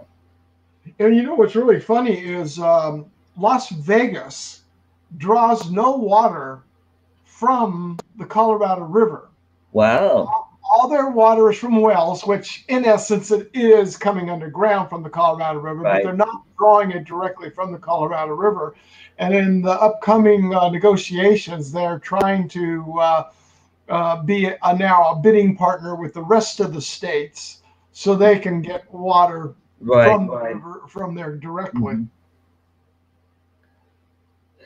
So $2,000 a year, Carlos, if you're being crazy enough to live there. I think you're talking about from the oil revenue funds that they get to every citizen there. Yeah. But if you're in the southern part of the state, yes, it gets cold, but it's not as crazy as being up north. Yeah. Especially if you're in Juneau, it's almost it's a bit colder than Seattle. They'll get a lot more snow, but yeah. But it's a beautiful place. Yeah. I was up there a year after the big earthquake up there. I was a younger kid back then, obviously. But I was there with my dad. We went into Anchorage and then we were there for convention. And after that, my dad took me on a fishing camp trip Oh, to where we took off from there in an airplane. And I didn't know the difference, but we're flying along in this twin engine aircraft. right. And we're coming down, and I'm going, Dad, are we going to crash? Because all I can see is water. I didn't know it was an amphib. Oh, We land on the lake, goes up, drives right up on shore, turns around, yeah. the door opens up, you get out, and we were there for 5 days to fish Wow. up there. Oh boy. Talk about paradise. Yeah. I mean, gorgeous. Why do I want to move? Because this Colorado is becoming California, and the people that are getting elected here, they're screwing up the state. They're screwing the farmers. They're screwing the ranchers. All the power is centered in the Front Range of Colorado. They don't give a crap about the people on the Western Slope. They don't give a crap about the people on the plains. What they want to do is they want to shut down all oil drilling here in Colorado. And they don't realize a lot of revenue comes from those oil wells.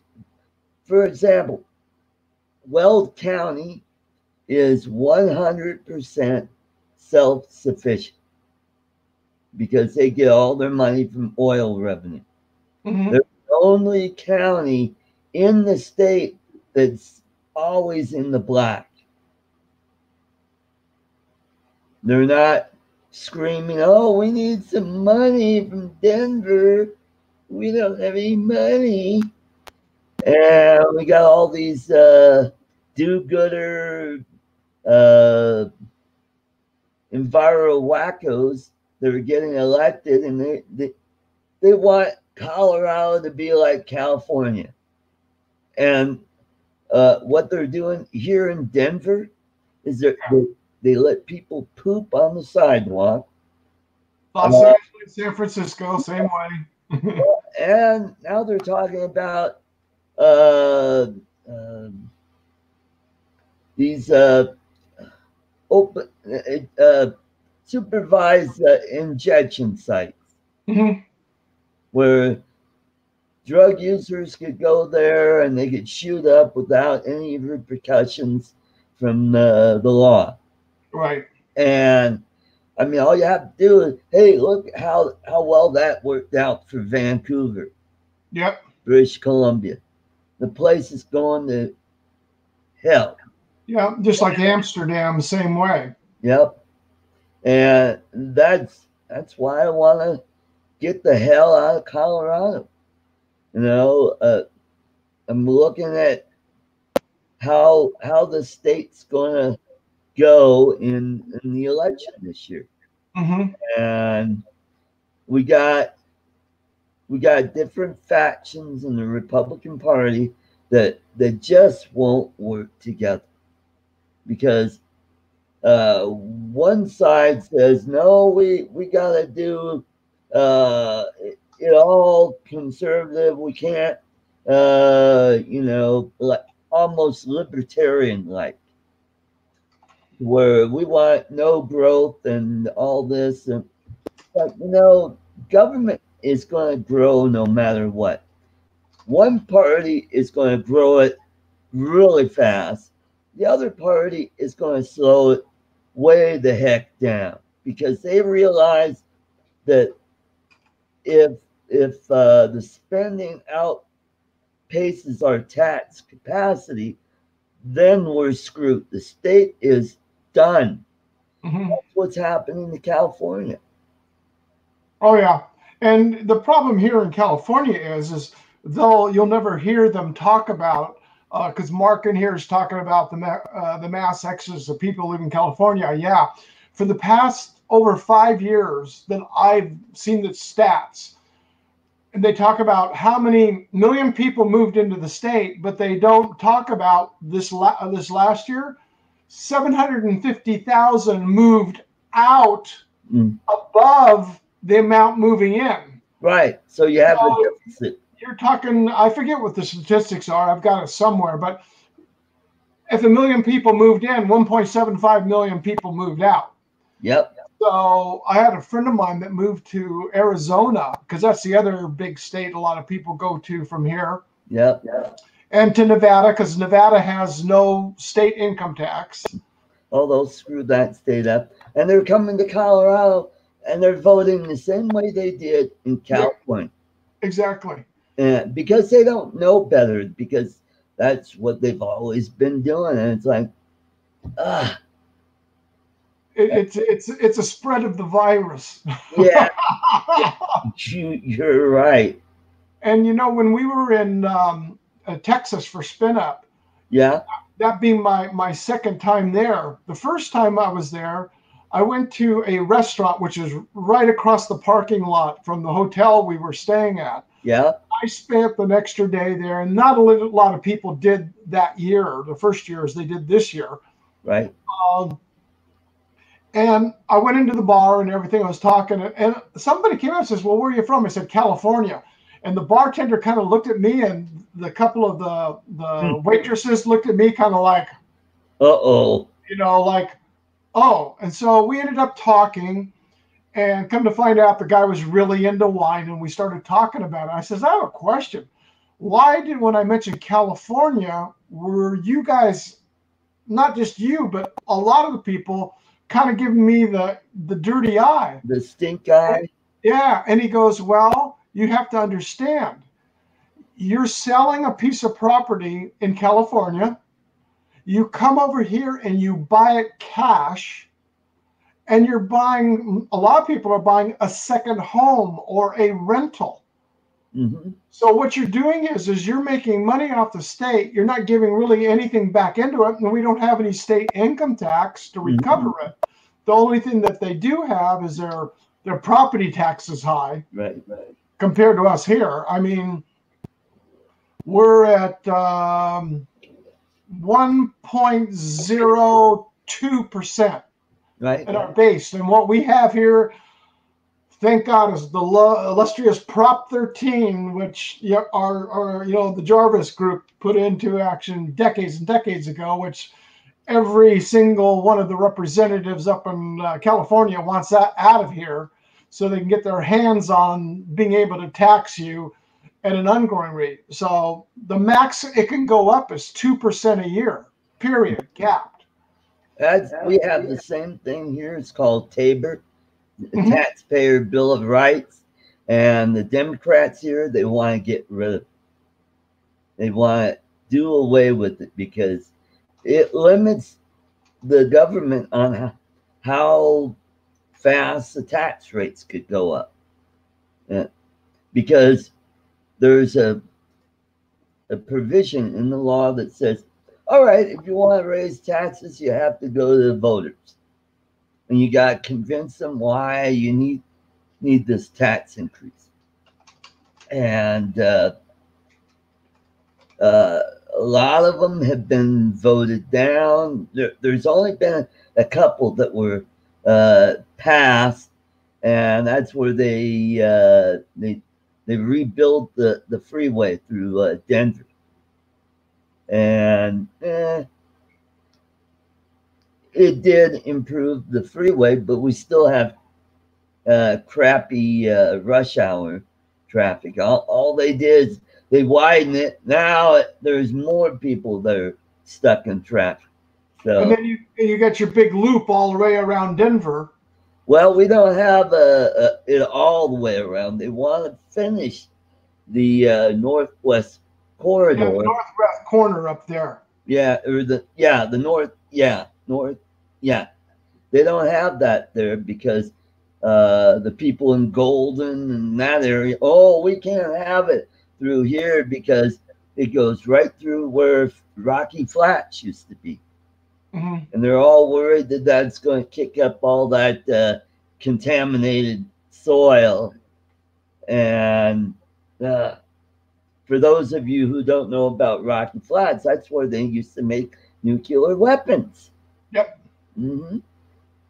Yep. What they did is they made the components for the nuclear bombs, like the triggers.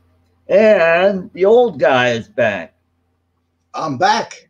The website all updated? It is. It is.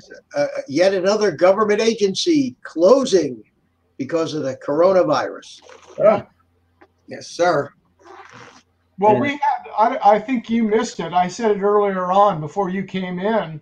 Our local county put out a notice yesterday at 4 o'clock saying not all mandatory businesses, it's a shutdown for the whole entire county. An hour later, they retracted that Really? put out. And I found out through one of our directors on our nonprofit. He sent it out the letter because he is a president of a company called Pacific Asian Enterprises, and they build the Nordhaven trawler boats, which are you can circumnavigate the globe with these things. And he put the letter out that he got the notification. They sent it out to the IT department. The ID department sends it out, and he sends back. And it wasn't even an hour, and he copied our board of directors on it. And he goes, I would have loved to have been the fly on the wall in that office when this thing got retracted. Right.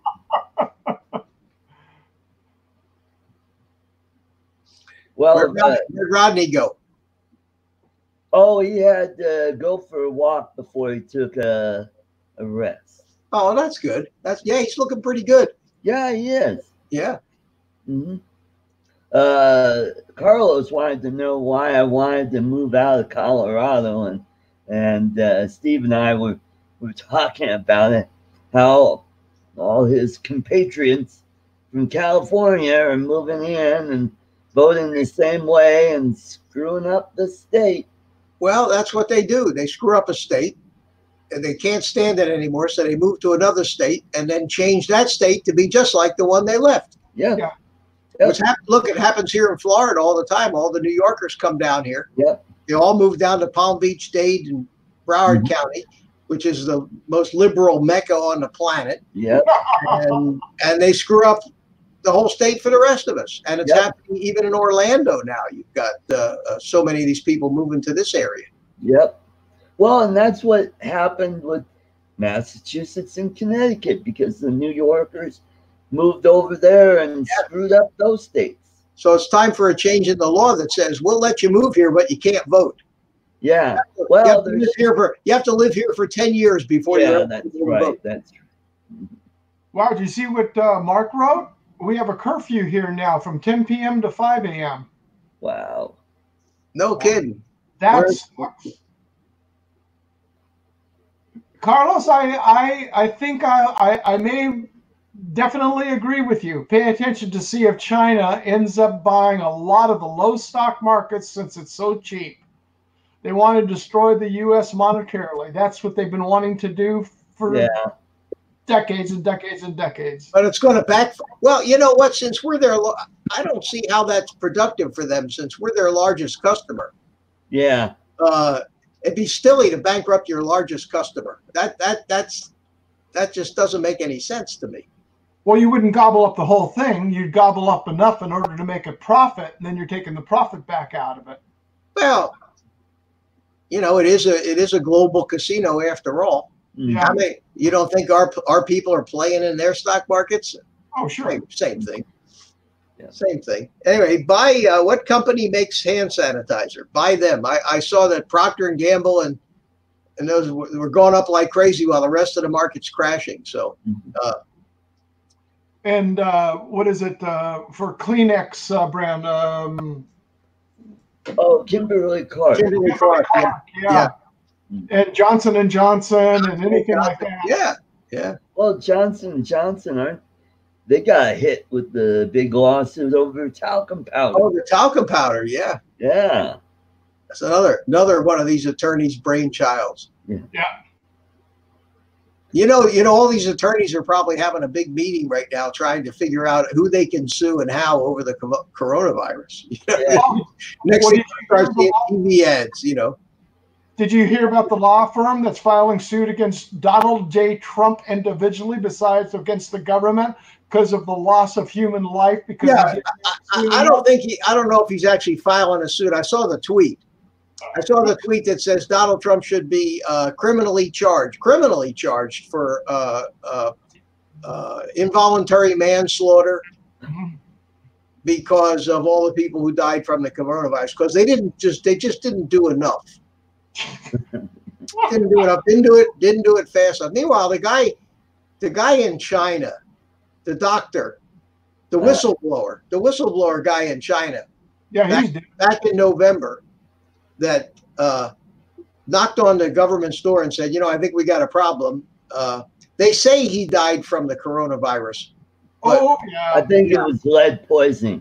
Yeah, I think something like that. Mm-hmm. At any rate, they hushed this up for a long time, month, 6 weeks. Yeah. So if there's any, you can't blame anybody for this. But and then early on, speaking of being a conspiracy theorist, the first reports of this says that this came out of some lab in Wuhan. So you almost wonder if this wasn't somehow a weaponized virus that somehow got out. Yeah. Well, if you look at the two major plants, and there is a biochemical plant there just outside of Wuhan. Yeah, what a coincidence. And there also is another biomedical hazardous plant just outside of where all the people in Iran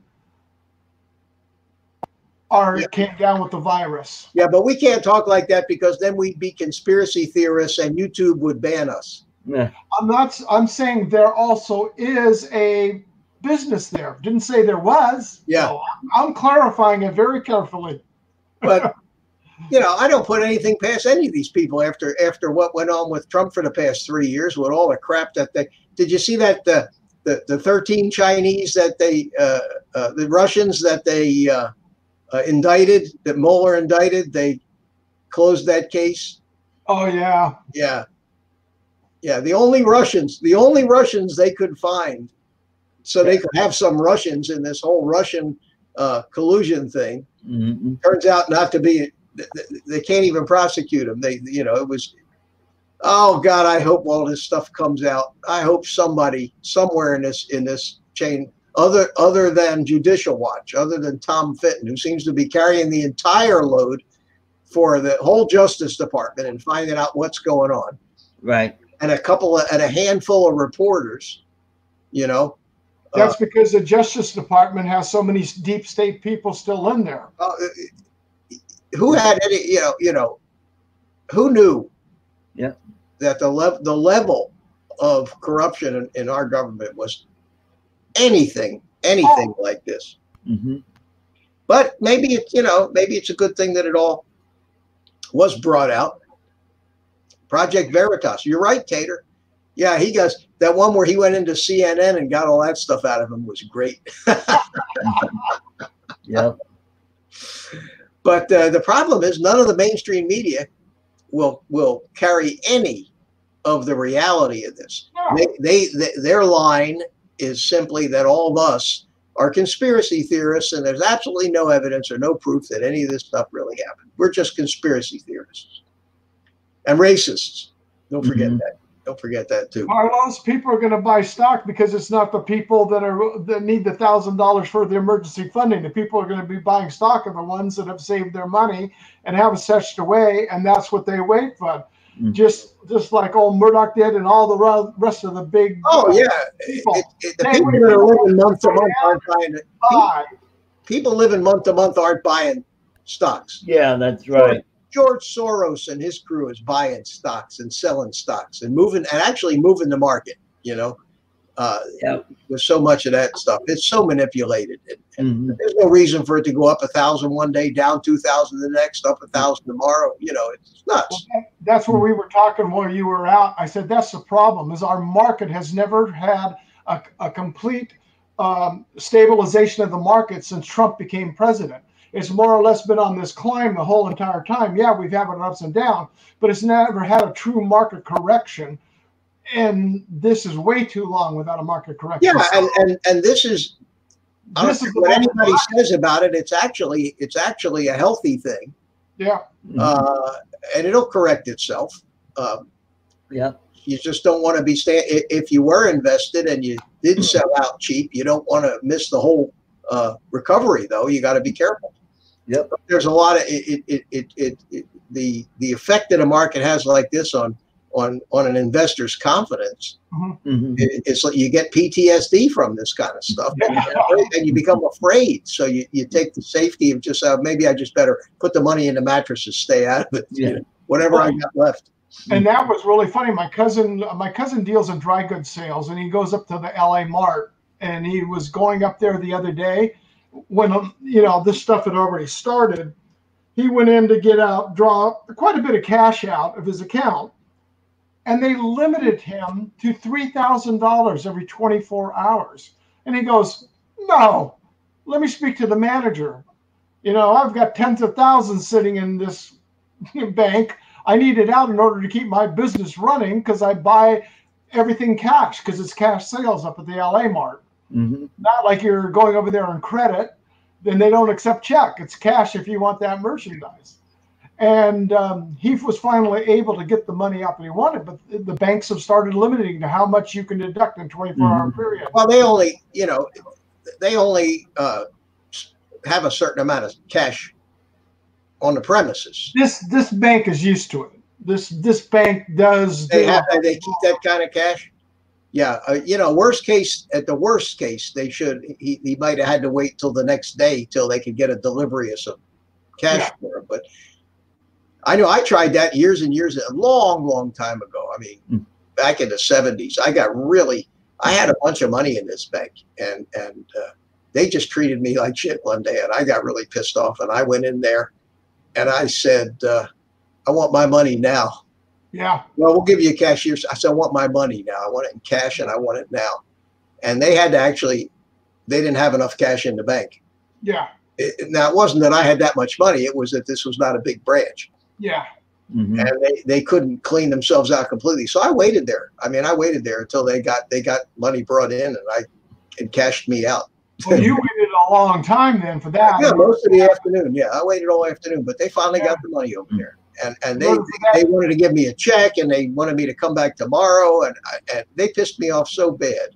Yeah. And I don't even remember what they pissed. Honest to God, I don't remember what they pissed me off about. I remember I was just livid about something, the way I was treated in there.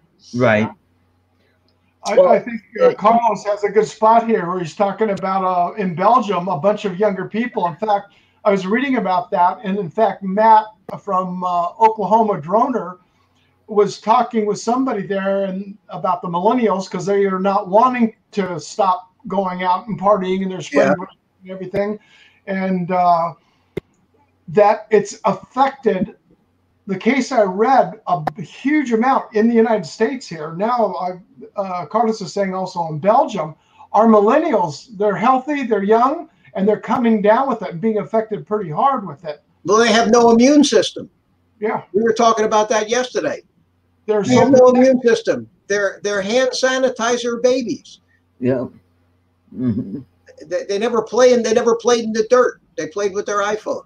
Yep, that's right. Never built up an immune system. Mm-hmm. Yep. Oh, now you brought up an interesting point, Mitch, about drawing out money, and this is, you've heard of civil asset forfeiture? Yeah. Okay.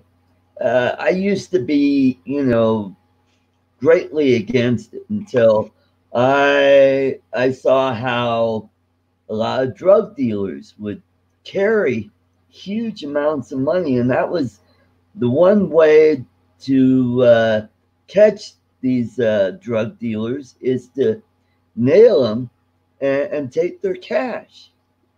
And so that got me thinking about who in their right mind would carry $100,000 on them.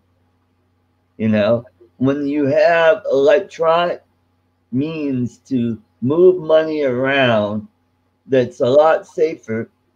I mean, if it's not the cops, they'll get you. What if you get jumped by somebody and they steal your money? It's so unsafe. And until the IRS locks up your bank account on you. Yeah. And then you wish you didn't have it in the bank. So and that's what got me thinking about civil asset forfeiture, because if we didn't have that, that's one tool we can't use against organized crime, so to speak. Well, yeah. But think about the old days, like the days of the Wild West. Yeah. People everything they had on them most of the time.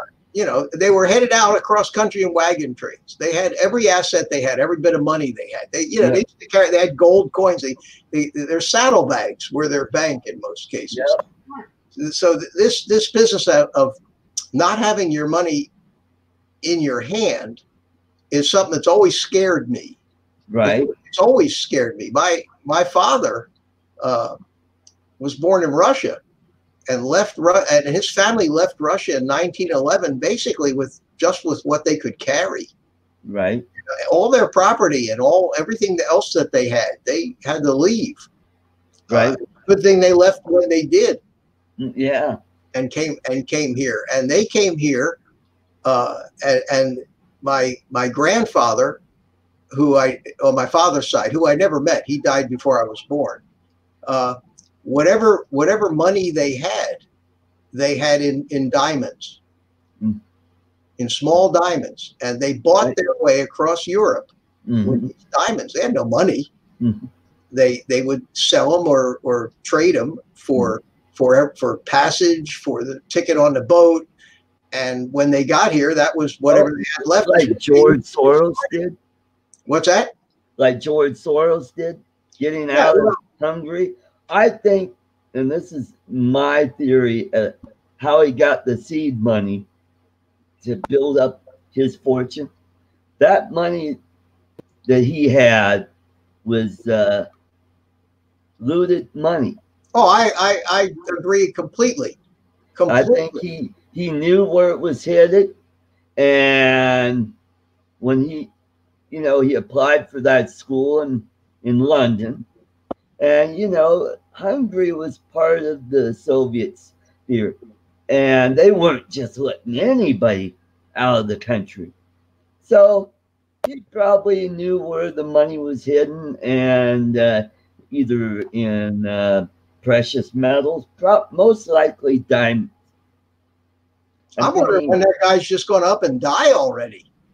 Uh, I mean, how old is he? oh, he's in his early to mid 80s. But here's what I think he did. I think he bribed some commissar in Hungary, and they let him go, and they let him take some of that looted money with him. And when he finished his school, he decided, you know what? Let's see if I could crash the currency of England. And he just wanted to see if he could do it, and he damn near did it. Yeah. Hey, he damn near ruined us with this Ukrainian deal. Who do you think was behind all this Ukrainian? Yeah. I mean, yeah. Is it any coincidence that the Obama ambassador over there had orders not to prosecute any of the George Soros associates? Is it any coincidence that George Soros was his biggest business rival over there? Somehow got gone? Is there any, Yep. Is there any coincidence that he's behind every one of these friggin' liberal MoveOn.org and all that other crap in this country? Yep. But here's only a conspiracy theorist. Yeah. Well, the sad thing about it is, once he's gone, his son's just going to take over. Well, of course, it's always like that. It's going to be a perpetual thing. Yeah. But that's the way of the world. It's always been that way. It always will. They don't even live in the United States anymore. You know where they live? They live in they live in Curacao. That's in the Dutch West. Indies, yeah. It's right off the coast of Venezuela. Anyway, there's nothing. Look, there's nothing you or I or anybody else. We can't do anything about that level of stuff. Yeah. So the best thing we can do is just I ignore it. Yeah. Most of the time. Yeah. I got a life to live. You got a life to live. Yeah. I'm going to play with my drones. Look. Yeah. 100. Let me be generous. 115 years from now, Art. Yeah. Not a single soul on the planet Earth today will still be on planet Earth. Not a single soul. 120 years maybe for the one oddball. Same thing about the past. 120. Not a single human being that was alive a mere 120 years ago. The turn of the 1900, the year 1900. In the year 1900, not a single human being, I think about this, that was alive in the year 1900, which is recent history to us, is still alive today. Yeah, that's right. So two takeaways from this. Why worry about what's going to happen 120 years from now? Nothing we worry about today is going to have any lasting effect on 100 years from now. Nothing. And you understand what I'm saying? Yeah. And well, I'm historically minded, and with George Soros, everybody knows he was a Nazi collaborator.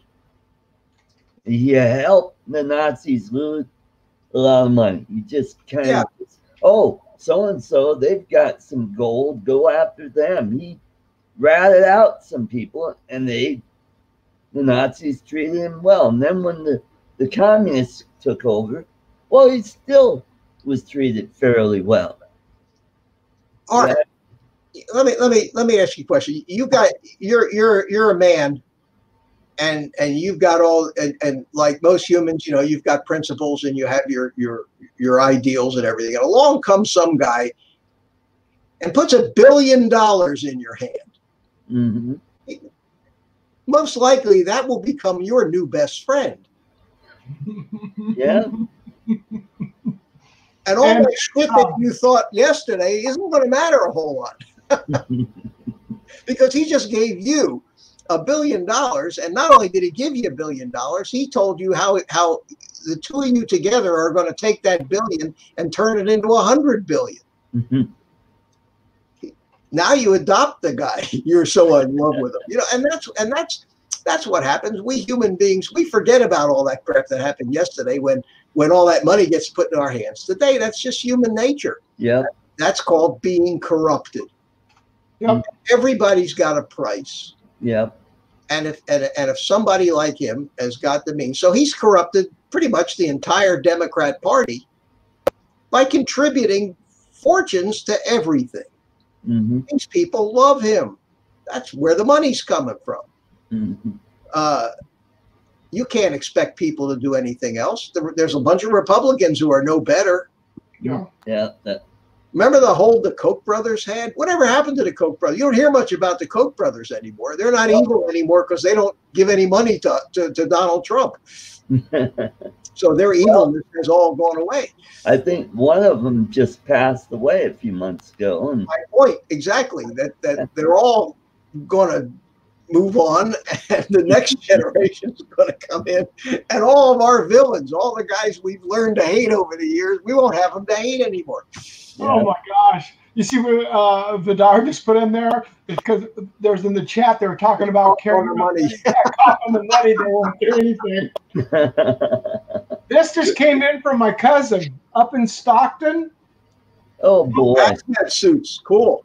They're going around saying that they're testing for the 19 virus. Yeah. I want to say it. Yeah. And then they're breaking into the homes. Oh, and it happened in Long Beach. And it happened in Long Beach too. Well, there is no lowness to the depths that some people won't sink to steal. Oh, yeah. How many emails have you already gotten that promise you that send them money and they have a cure for the coronavirus? Now, you and I mean, I've already gotten a couple of those things. They end up in my junk mail folder, but they're already doing that. Yeah. Oh, wow. GM just suspended U.S. operations. Really? Wow. Wow. And that's out of a newspaper that I get following the Epcot Times. Yeah. Epic Times. Yeah. Epcot And the notification just flashed out. They're shutting down all U.S. operations. Well, does that mean the car dealers are going to close? No, they're never going to stop selling cars. They'll put those car salesmen in hazmat suits, but they got to sell those cars. That'll be the supply and demand theory. No supply coming in demand, the cost will go up. Well, you're hoping that this stuff is all going to be 30 days to a month, 2 months tops. And if it does the job, if it keeps 500,000 people from dying, yeah, then we've all sacrificed a little something. Exactly. As long as somebody doesn't try to, I'm just afraid that that some people Tater car vending machines. Yeah. I'm just afraid that some people, some of these, I don't know what to call them, animals, won't start roaming the streets looking for houses to break into. Yeah. Especially when they run out of food to eat. And you know what I mean? Mm-hmm. So gun sales and ammo sales are way up right now. Yeah. I wouldn't know about that. Now, Gino made an interesting point. He said he says, and I'll bet that a lot of those people buying guns and ammo right now are Democrats who are gun control activists. But all of a sudden, when it becomes dangerous to them, now all of a sudden all that ideology is going to go right out the window. Yeah, I believe in the Second Amendment. Oh, it seems that I just got an email saying that the document that I just posted for that emergency had a mistake in it. So now they've sent me the correct version of the document. Ah. So I got to go again. I don't guess you're going to be able on for 2 hours and 15 minutes, Art. So I guess Yeah, I'm you're about probably ready going to wrap to it up. So shut it Steve, down. always good to see you, buddy. Art, see you tomorrow on the COVID-19-3 There you go. shut-in special. All right. Take care, Mitch. Bye. Take care, Mitch. Bye-bye. Well, Steve, yeah, I'm about ready to shut down this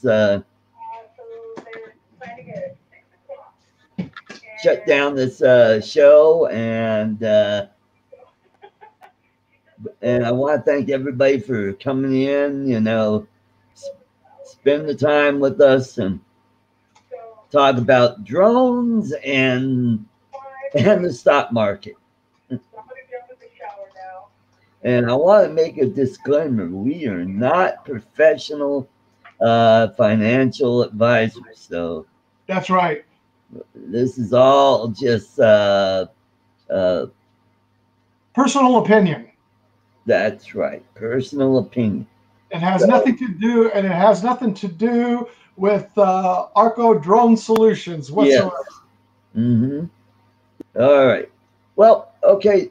Thanks everybody for stopping by. We'll see you same time tomorrow. Okay. Take care, everybody. Have a great day.